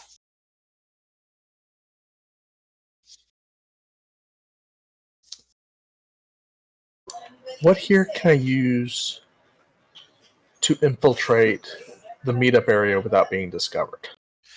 Without being discovered. Well, as you're nearing the 6:30 time, and it's getting darkish out, you realize with the way the shadows kind of are falling, that what you could do is that little water barrel is pretty tall. And with the way the shadows fall at that time of the day, and with your knowledge of how like meteorology works and all the weather, you figure that there'd be a pretty nice big shadow being cast from that direction that can help hide you. We're going to hide in the shadows. Nice. Smart move. Okay, so you're hiding in the shadows. You're overlooking what's going to be this big drop-off meeting. At that time, we switch panels, and we come to the Wrecking Ball. Henry, you walk into this place, and our first panel is a full-page spread of this Wrecking Ball. What do we see? What's it look like? How awesome is this? So over the years, it's gotten a little more advanced and sophisticated. So basically, what the Wrecking Ball is a demolition derby style obstacle course where you bring your own things and you have to cause as much wanton destruction as you can. But because it's also a dance afterwards and partially a theatrical thing here, you have to do it theatrically. Ooh. Yes. So some of the things that Henry didn't show in the duffel bag because they were kind of tucked into the end is the tickets that you have are basically to participate and do this. So you go and you get in the waiting area, you get your time and all that. So some people want to participate, some people just want to go and watch and just, because it's a destruction derby, right? Yeah, it's a show. Yeah. So once they get into their designated area, Henry starts pulling out all of these things. And in the bottom of the bag, he just pulls out this plastic bag and starts attaching these objects, these random little objects, to every piece of weaponry that they have. Like everything, the baseball bat, the stop sign. There's a couple of kendo sticks. There's a shovel. Ooh, of course. The mini jackhammer. Everything is getting one of these little devices. And when we get to the destruction, I will explain what this device is. Okay. So you guys walk into this and you see like this large open area because this is a wrecking derby. They need lots of space here. And like there's already people who are kind of like getting ready and getting all pumped up. There's stuff laid out, like some old school equipment, old barrels, old stuff that like is not valuable to be broken, but it's still fun to break and isn't explicitly dangerous. And as you guys are looking in here, and Henry, you and Joey are getting excited and like tagging all this stuff that you brought with you. Jacob, what are you doing as you walk into here? So he's like standing near Henry and Joey, just kind of like, watching them do things, making the odd, quick little comment here and there, like, oh, that looks like that'll be useful, whatnot. He has no, like, real interest in, like, actually participating in this. But, he's also kind of... He's doing that thing where he's trying to look like he's not looking around, but he is actually looking around to just kind of see who's all there. Okay. So you're looking around, and are you looking for anything in particular, or are you just kind of looking just to get a regular? He's just looking to see who's there specifically, and he's actually. Well, you see a lot of people. Go on. I was gonna say he's actually trying to see if Penelope's there so he can avoid her. Thank you for being direct. Yeah. Because as you're looking around, you do spot Penelope, and she's out there, and she has a new, tall, handsome, strapping rabbit at her side, and they're sipping some punch. And she seemingly hasn't noticed you. He looks over and he sees that. He kind of just gives a sigh. Like, loud enough that Henry and Joey would notice. But he just looks back forward and just kind of nods and just kind of mutters something to himself.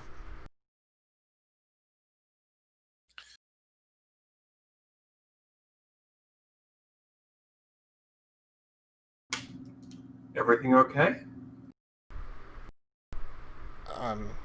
Yeah, it's... No. He looks nice. He kind of points over his shoulder, not that he may not necessarily know who he's pointing at, but he just kind of shrugs and is like, "Oh, she's moved on, and that's good." Joey kind of looks around and goes, "Ooh." What? No. You mean that guy's a meathead anyway? He goes, Henry has a pretty good idea of what Jacob's trying to do. He knows the "I'm trying to hide myself from everybody" look. Yeah. He does it a lot. So the final goodie in the bag of tricks, because we want to be safe, we want to promote being safe. He pulls out some PPE and goes, "Here, full goggles. You're gonna need them." And looks at him and is like, "Okay." And here's the thing: is these aren't just regular goggles, because that wouldn't fit the aesthetic. These have been gussied up to the high heavens. Of course. Yes, so everyone has a set of goggles that matches their color aesthetic. Nice. Jacob just Basically, they've been bedazzled with blue sequins. right. So Jacob stares at these things for a moment and then looks over at you and is just like, "How long have you had this set up?" We couldn't decide on a color scheme, so I had like 5. You gotta prepare. Yeah, I also have green, red, and yellow. You have green? Gosh, I would have liked to run green. Yeah, but the green bow tie wouldn't have worked with the brown fur. Don't you know anything about color theory? I wear a green shirt a lot of the time. Whatever. And it looks all I mean, it could stand to be a different color. You are not very good at this. I'm The sorry, I'm blue distracted. pops better. Yes. So he just shrugs and just puts the goggles on. As he does so, and he's trying to be like, "These are not really made for a rabbit with fur face." Okay, they were. Oh no, they're made for safety. Yeah, that's true. Yeah, exactly. Anyway, we're up.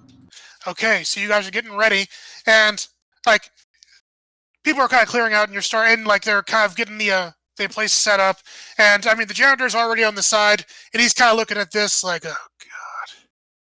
Oh, there's got to be like 16 of them there. Yeah, because there's got to be like there's like a team of them. well, this is such an event. They probably have like a special crew ready for this. Probably. They've got the random cleaning bots from Stormbreaker Tower. You're not sure how or why. So everybody's all set, and you guys are up. What are you guys gonna be wrecking? Are you doing it all together? I would assume so. Just remember, we need to make this theatrical. You do. Jacob looks at you and kind of whispers, like, "What does that even mean?" Just It watch. means, yeah. Watch.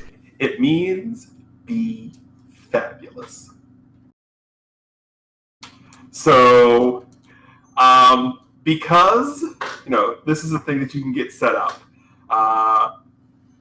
and Henry was the first person to sign up, so he got his pick of song. Mm-hmm. What better song to destroy things to than the 1812 Overture? Ooh, with the cannons? Yes. And he just goes, "Swing at the cannon fire." Okay, so Dot, dot, dot, dot, dot, dot, dot, dot, bang. and before that hits, we're switching panels as the music's building up.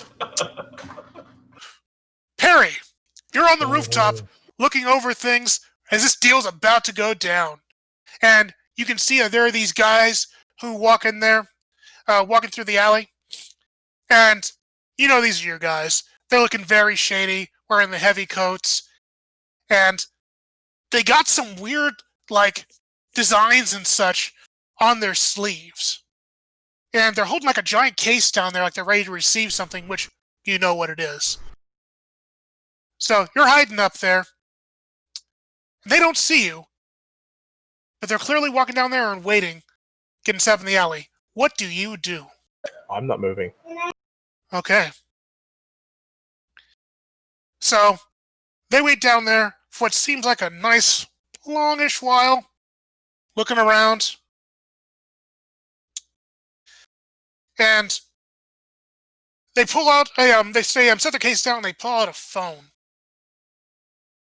And they start making a phone call and talking excitedly but hushedly over the phone as they're down there. So you can see them trying to contact somebody.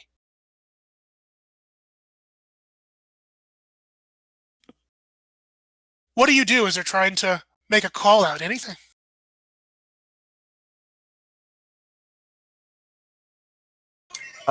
So going to slightly adjust the temperature in the area down Mm-hmm. so that the cold air projects the volume off the phone better so I can hear it. Wow. That's going to be rolling to unleash your powers, because that's some crazy stuff, my friend. Okay, so you have to mark a condition, or tell me how it's. Or it has to be unstable or temporary. It's temporary. I'm just using it for the phone call. Okay, so you're doing this by decreasing the temperature, like you said, to like make it. Making it colder. Nice, makes sense. Makes sense. Okay, so you freeze things to make it colder, and make the sound reverberate up, and you can just hear, as things getting colder, like there's an echo going up. You can hear what sounds like a woman's voice saying, "Why don't you have the?" And her voice kind of crackles out, and she finishes off with "device yet." And the guy down there is on the phone. He's talking very hurriedly, and he's saying, "Sorry, he's just late. I knew we couldn't rely on that guy." And even with all the cold, these guys are trying to be quiet, and they're trying to keep their voices low, and you need to lean down to be able to hear them. But as you're leaning down, you feel a shift in the pressure around you as the water barrel that's standing next, that's kind of like that you've been hiding behind, with the increased cold there and the unseasonal like temperature drop like that much, starts to crack, and you notice that it's losing balance and it's starting to topple towards you and towards the alleyway. So, going to adjust the temperature on one of the legs to make it snap the other direction. Oh yeah, I onto want to them. see. Well, it's already actually getting in their direction. Like, as it stands, it'll probably be in their direction, but it's also going to be on you. I'm okay with this. So you're just going to let that happen. Yeah, never let that one Okay. happen. That's fine. Perry, this water barrel is massive, falls over, and you kind of see this coming, and you just sort of go, and you just kind of like accept it because you know this is going to happen. It's going to wash these guys out anyway. Besides, it's super cold. This could work out being good. No, it's going to work out fabulous. It is. So, several things happen here when this just kind of goes off. This water rushes over you because that barrel is falling down, cracking open as it hits the side of the building, and this massive surge of water comes out and pushes you down into the alleyway, as it also slams down against these guys. And like, because this is a closed alleyway, this water is like swishing around fast. And I'm not sure if you're trying to get purchins or anything on the walls, but these guys are clearly in a massive panic as you are down there in the alleyway, like trying to fight against this sloshing current of water, and they're panicking and trying to grab like that open case they had and get their phones and such. Like, what do you do when you're down here in this alley? So Perry is going to continue to freeze the water below him, much like you would see like Frozone or Elsa do, Ooh. using the weather device to skate on top of it while trapping them in the ice. And yes, I'm loving rolling my freak tonight. I'm actually trying to think. Would that be unleashing, or would that be directly engaging because you're trying to trap them?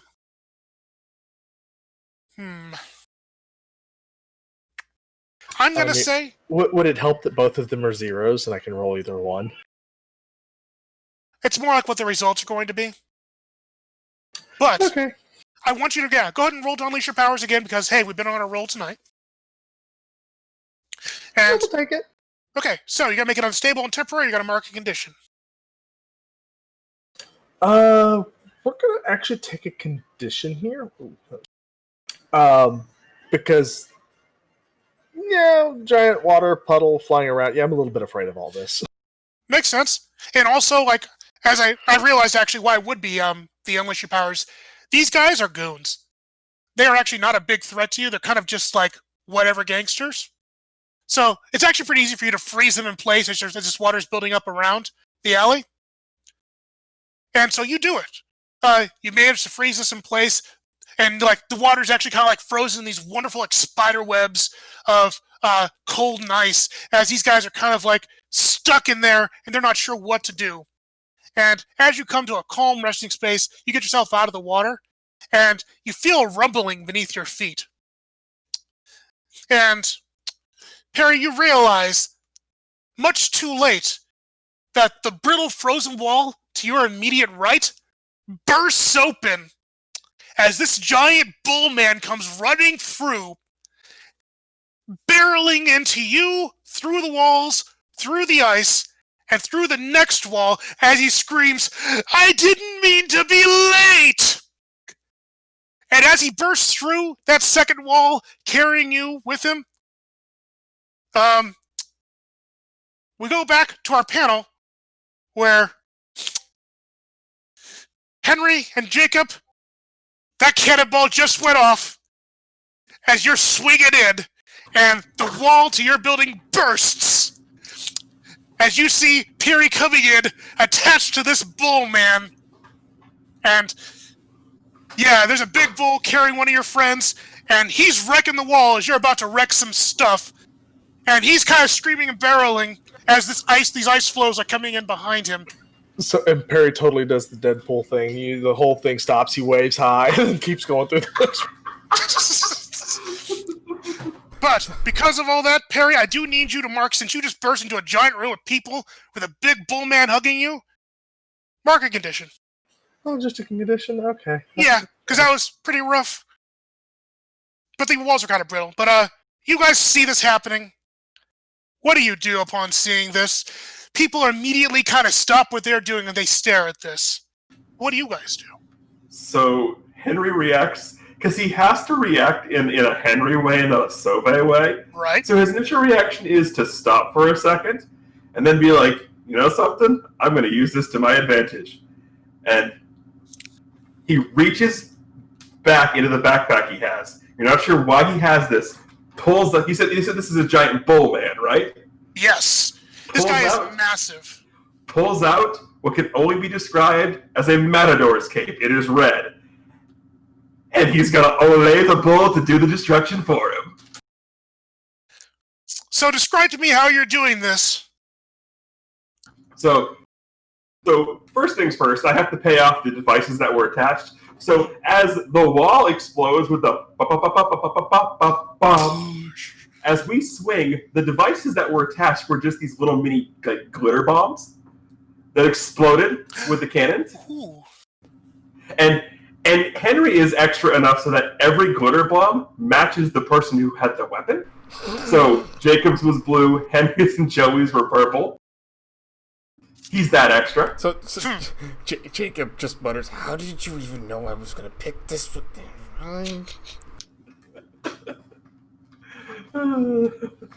And then, he just looks and goes, "Just keep going. I'm going to try this." Keep going. He just whips. Yeah. And actually, he doesn't whip out. He doesn't whip out the thing. He takes off his jacket because it's not the color; it's the motion. It is. And then he just looks and goes, "I'm not going to whistle because there's people." Understood. And gets the bull's attention and just starts waving. So it sounds like you're trying to provoke him. I am totally trying to provoke So him. let's do that provoke roll.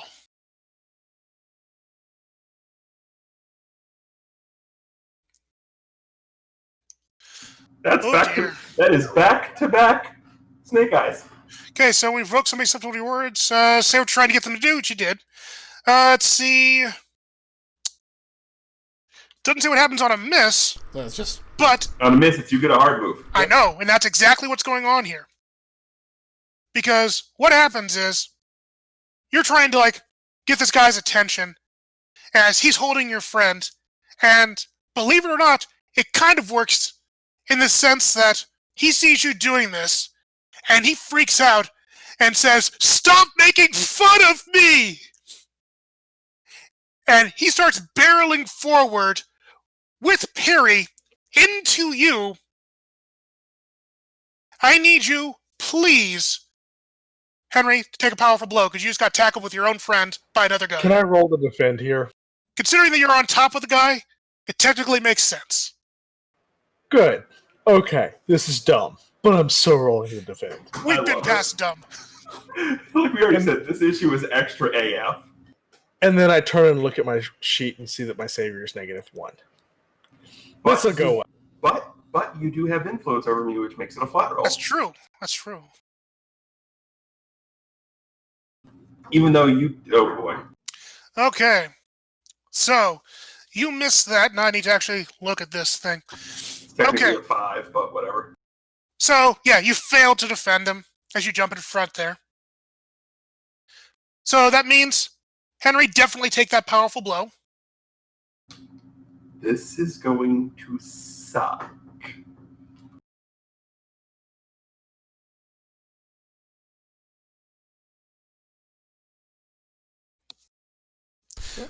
Okay. So when you take a powerful blow on a 7 to 9, you choose one. Lash out verbally to provoke a teammate to feel hard reaction, give ground, or struggle past the pain mark 2 conditions. Okay, so because Henry's entire shtick now is portraying that this was part of the deal and that they messed it up, he's going to provoke a teammate to foolhardy action. Okay. And he's going to look not at Jacob, but at Perry, or Piri. Mm-hmm. He's going to look. How many times did we go over this, and you still had to mess up the timing? I told you, it was the second cannon blast, not the first. Now guide that robot of yours into the destruction already. I basically want him to pilot the bull like it's a robot. Okay, so clarify for me, because this doesn't happen often enough. I literally roll to provoke. Okay, so go for it. And then I get to counter it, or whatever I want to do with it. Mm-hmm. Right.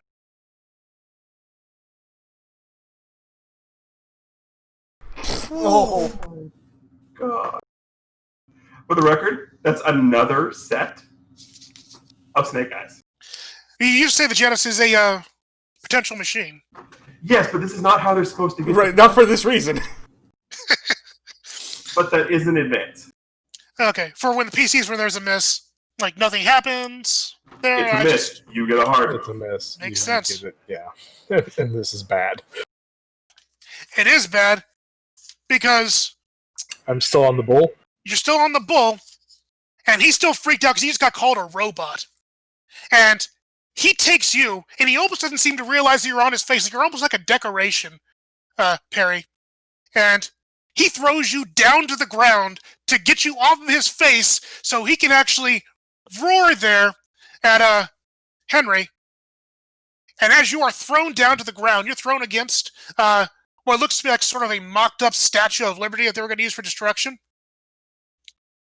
And you hit that thing hard. I need you to take a powerful blow, please. Can I actually try to defend this?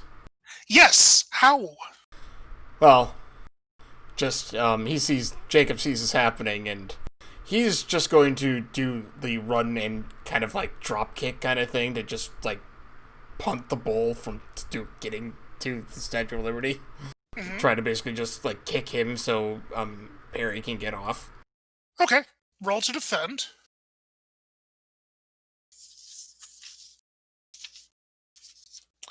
Okay, so 7 to 9. It costs you. Expose yourself to danger or escalate the situation. And it's wait, no, it's NPC threats. Sorry, I'm thinking. Defend, savior, PC It's threats. actually he has That's, influence over me, so that should be a 10. oh, that's right. Actually, Yeah. that should be a 10. That is actually a 10. I forgot to add Well, that. is he? Oh, sweet. He's defending Perry from the bull. Right. So yeah. So it's an NPC threat. Yeah, NPC. Thank you. But yeah, but it is actually a 10 because I forgot to add the influence I had over him to Okay, it. so a 10 means you succeed. No cost to you there. So, Jacob, Use you one of the dive, good things. you dive in there, and as you're going to see the bull throw Piri into that Statue of Liberty diorama thing, you run in there and you like give him a hard kick to the shins to make him go off balance. And it's a kick from a rabbit. So that's something that gets his attention. And so he kind of misses the throw from you, for you, Piri. And you're thrown to the side. Oh, yeah, I adding team to the bull there, because you guys have 2 now. You're thrown to the side, and you aren't hurt. Thank goodness, thanks to your friend there, Jacob. But people are starting to freak out because he bursts through the wall, and he's causing a lot of destruction, and he's getting really loud. And around you, there's some people who are starting to panic, and you can see that some people are trying to, like, get out or leave, or some people are kind of partying, like, yeah, and, like, trying to, like, egg you guys on. Like, it's sort of being, like, chaos and a bit of panic. So as it's kind of building up around you, Joey's actually trying to start kind of make a little bit of a run for it so he can give some space here, because he doesn't want to be around the bull guy. He's trying to kind of skitter away. Henry, what are you doing during this? Well, I'm imagining I'm on the complete opposite side of everything because bull horn. So, again, Henry is extra. We've determined this. He's going to do something really stupid. Okay. He's going to run up to the bull. And as he's doing, he's going to basically be screaming like, hey, hold on, whoa, stop. He's going to look and goes, hey, we got off on the wrong foot here. I didn't mean to call you a robot.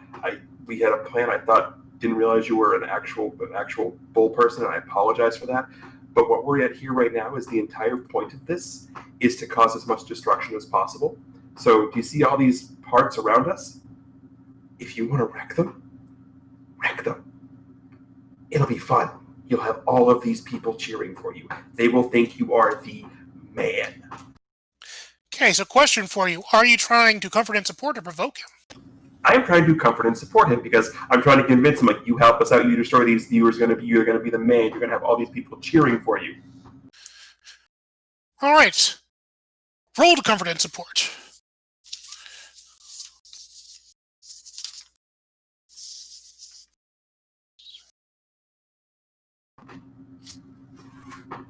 Okay. Was that it, the 9 there, I see? That is a 9. Good. Okay. So, hit, they hear you, and they clear. Yeah, What? so NPCs always try to clear conditions. Exactly. What advantage is a 10? Or is there any here? An advantage would be I get to add a team or clear condition myself.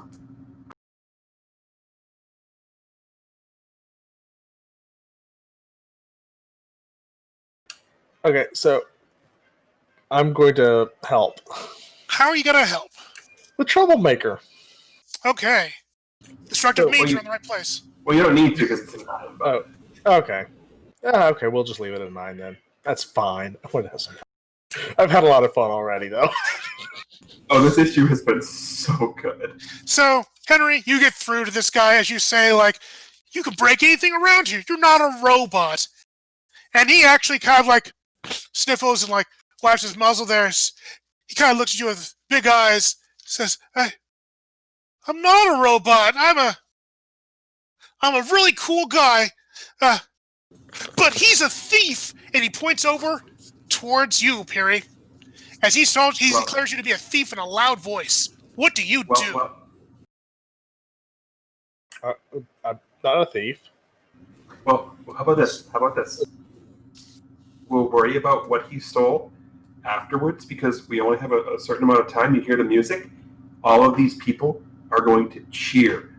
The more destruction you make, the more devastation you make with all these things, they are going to love you. Anything you do, they are going to love. They are going to cheer. Watch. And he goes, "Do you want one?" And he hands him. He hands the stop sign to the bull because that's the thing he pulls out randomly. Okay, you give the stop sign to the bull. He looks at that. And he's like, do you want me to break stuff? Yes, And dummy. anything in here that's not breathing, like in this pit area, that he starts pointing everything, break it all. And it's gonna be okay? People are gonna love me for it? Watch. He pulls out the baton comes over, boosh. People cheer for you as all that stuff is swirling around you. The sound like people are thinking, "Oh wait, this is part of the show again. It's okay." And Joey kind of looks up over a table like, "Yeah, go Henry." And the bull, he sees you do this, and he like gets a big smile on his face, and he actually has like a little bit of childish glee. He's like, "Yeah, oh, okay." And he goes over with the stop sign, and he's like, "If I do this, people like me. Record this." He points over to you guys. It's like, "Make it look good." Yeah. So Henry's gonna go over. He's gonna start recording. He's gonna lean over to Joey. Call the cops on this guy. Joey's gotta like get out his phone and start like dialing on it. Or call my dad. One of the two. And as the bull goes over, he like takes a stop sign. He's like, "Okay," and he kind of winds up, flexes his muscles. They get actually kind of really big and bulgy, and you can see the tattoos like outline on them as they're like spidering down from behind his tank top there. And he kind of gives a big "Rah!" and he smacks that stop sign across what like looks like he goes to the Statue of Liberty. I mean, that was the first target. He hits that thing with so much massive force that it actually creates a massive divot out of the ground and launches part of the stop sign off as well as part of that statue with enough weirdly heavy force that it smashes into the roof of the building and creates a huge spray of debris that starts falling and raining on the crowd. And there are pieces of shrapnel, stop sign, falling away from this massive display of strength that he did. And he's looking so proud of himself, but people are running in fear because there's all this shrapnel falling onto them. So you see this happening. And what do you guys do? As the bull's starting to go on to another object to wind up to do another awesome smash against the roof. Jacob's going to quickly run over to, because he brought his like duffel bag thing with him. Yes. So he's gonna grab that, and then he's gonna run into like some back room of this building, just like wherever, and change Makes sense. So Jacob, you're running off to change. into my hero outfit. Yeah, and he can do that really quickly because Rabbit, and he's with the powers. He's super speed. So Okay, so Jacob, you leave the scene real quick to change. Henry, you see Jacob flee the scene. What are you gonna do? You have a rough idea of what he's probably gonna do because you know the guy. But Yeah, so he sees the bull doing all this destruction. Looks like he's winding up to throw another one. He just looks. He's gonna wait a second to see what the bull does again, but he's gonna not like what he's about to have to do. He wants to wait one more thing to see what happens. okay, so Perry, you see this bull causing destruction raining down, and you saw Henry run off. You know him well enough to know what he's probably going to do.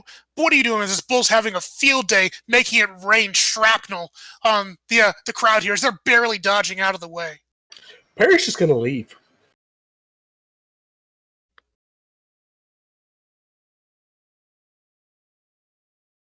Where's he leaving to? Out the hole he came in. Okay. So, Perry, you run out the hole that you came in, as the bull is clearly distracted enough, making his mess, that he doesn't see you leave. But what are you doing when you leave that hole? Perry is going to stash the costume and everything into his bag and come around the front door and enter late to the party. Not bad. Okay. So, you're going to do a quick change act as Henry's doing his quick change into act. And what the bull's doing is he's kind of like been winding up and like making big destructions, and you notice that he's actually not just satisfied with like Henry, since you're the one who's in here. He's not just satisfied with like making shrapnel falling down and such. He's starting to get super excited about like hitting the tables, like making those like do awesome flips off the walls, and like trying to take a table and like throw it hard enough that you make it bounce. And he's like, yeah! And he's showing off his huge muscles. And he takes a table that like Joey's hiding behind, and he grips it as Joey's like tangled up in the tablecloth as he's been trying to get away there. What do you do? So the bull isn't paying attention. So let me just get the gauge here quick. Most people are panicking and running away. They're not paying attention to anything anymore. Yeah, there's some of them are paying attention to the bull because they want to make sure he's not gonna like grab them or hurt them. But yeah, so the bull is grabbing the table, so he's not paying attention. But Joey is sort of trapped in there. Yeah. All right. He looks at Joey and goes, "Trust me." He's going to reach out, and at this point, he's going to affirm his mask's identity and switch his freak with his mundane. Okay. And the only thing he can do is reach out, and he's going to make Joey basically intangible and have the tablecloth slip through him. Nice. Roll to unleash your powers, my friend. Let me switch my labels. Yeah, go for it. Conversely, we could just add 3 to the roll, but yeah. But I need to switch it anyway because of Right. because of the mechanics of how the mask works. Yeah, that actually switches those labels. And straight up. because I'm targeting Joey, I have influence and a +1 forward, even though technically I don't get a +5, so I am rolling this at a +4. Okay. Yeah. I remember a +4 and -3 are the maximums. Boom. Nice. Okay, you do it. You touch Joey, and he reaches out for you because he trusts you. And he grabs your hand, and you make him intangible as the tablecloth harmlessly slips away from his leg as the big bull guy just takes it obliviously and ping-pongs that table off the wall into other tables. He doesn't even know that he almost hurt a guy down there. And as that's happening, Jacob, you've completed your quick change act. And Perry, you're walking through the door looking all fly. So what happens when you guys walk in and see this bull ping-ponging tables off the wall? And like you see Henry and you see Joey down there just next to this guy, having narrowly escaped being caught up. I missed a party, didn't I? Henry just has this look of absolutely incredulousness on his face. Like, he knows he's supposed to hide the identity. He just looks pissed right now. Ooh. I mean, it could be because the bull nearly just, pancaked his boyfriend. But. Right. Might be. So, Jacob is going to run over to Henry and Joey and, quote-unquote, disguising his voice, again, even though Henry knows who he is, looks out and says, "You guys okay? Should probably get out of here." Yeah, let's go. So then he kind of stands up and, faces this bull and just kind of points fingers and was like, "Yo! Dude, you are hurting other people!" The bull is busy, like, flinging those tables around and, like, getting excited as you're kind of, like, yelling at him like that.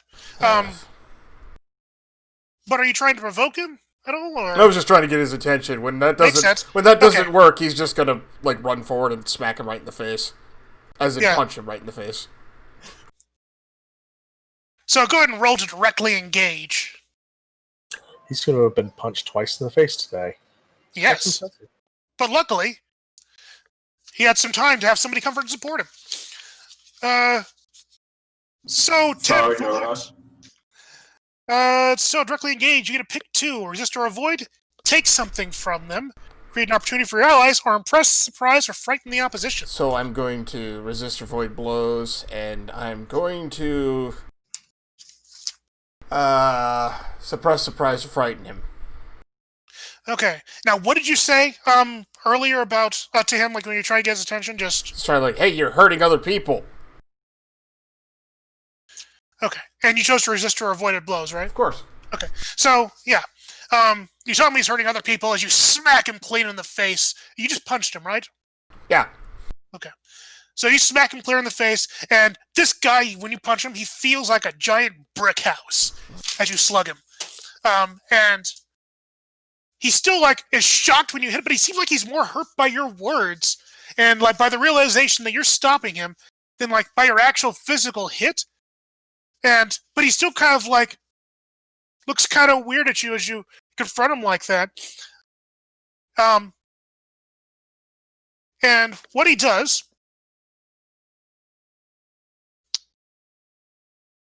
is that he immediately kind of shouts back at you.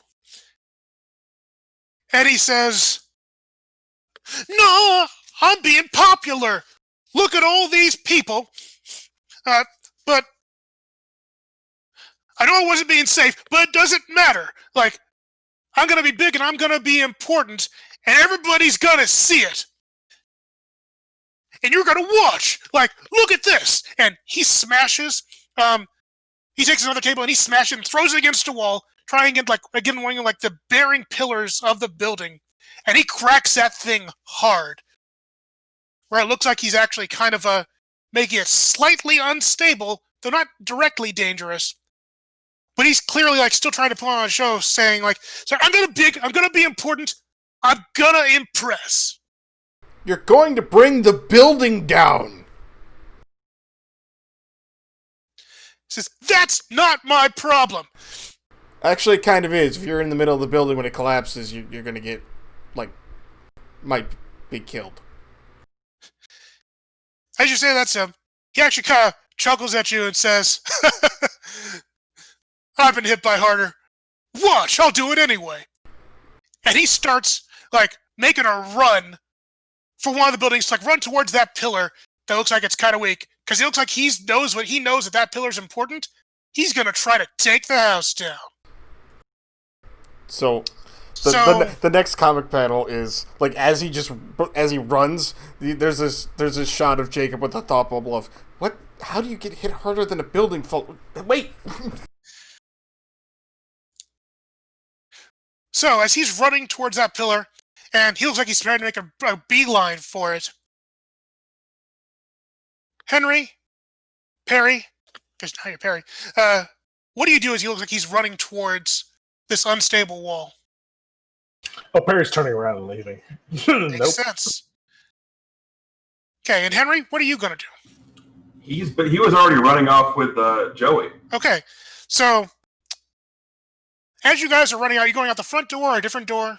Perry, you were at the front door already, but Oh, yeah, I just walked in, saw the bull, and went, that way. and you going out the same way, Henry? They were probably closer to the competitor's entrance, so probably heading that way. Nice. Okay, so that means, Perry, this is going to be happening to you. As you're running out through the front door, you actually run into something, or someone, rather. You ran into a police officer, because Joey was successful. You see a group of police officers run into the building here, and they kind of grab you and say, "Are you okay, son?" Yeah, I'm fine. There's a bull in there, and he's gonna bring the house down. "Don't worry, EPD, we got this." And they start rushing in, and you see a familiar, shape kind of come in with the rest of the police officers, and you can hear one of them kind of mutter very loudly and swear, kind of "had to happen here." And Henry, as you're leaving, trying to make your exit, you can recognize that voice. It tings your ear. And this will also hit you too, Jacob, because you recognize that it's Henry's dad, with the rest of the police officers running into this building as this bull's about to try to bring down the house.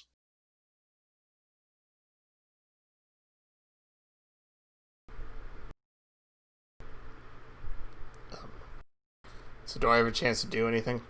You do. What do you guys do? So, and who acts first? So what or Swiftfoot's going to do is he's going to, as the bull just charges off, he's going to attempt to use his super speed to run faster than him, get in the bull's way and kind of just direct him away from that pillar. Almost steer him, just away as he runs past, trying to get him to run past it. Okay, so you're trying to manipulate his direction? Yeah. Okay. Roll to unleash your powers, because using your speed to kind of change directory instead of actually do anything directly. Okay. So, That didn't happen. Swiftfoot, yeah, it does. You run towards him to try to redirect him, and you try to put a burst of speed in there as you do it. And when you run past him, you go so fast, you don't actually change his direction, but your speed actually rips off his tank top. And, no, as you're ripping off that tank top, you immediately see something very familiar across his back. As you don't stop him and he's still running towards that wall, you can tell as he's got his arms around it, ready to push in, and make a big push towards it with his fist, is that you recognize this big decorative tattoo of one of the Lords of Hell. Oh!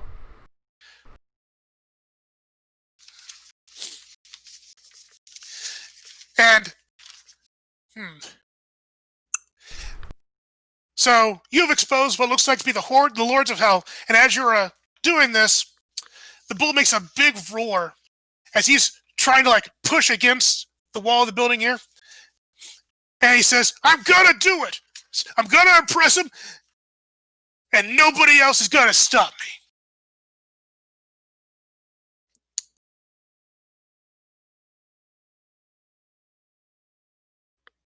And I actually think that might be a good place to end the issue for the night, because we just revealed that this guy is a lot more than what he seemed. Okay. Yep. So, You start in media res next time. indeed. Thank you guys all for coming tonight. This has again been Emerald City, brought to you by me, Chameleon Ice, along with TGE, OPT Lawyer, and Norastra. Thank you guys for tuning in.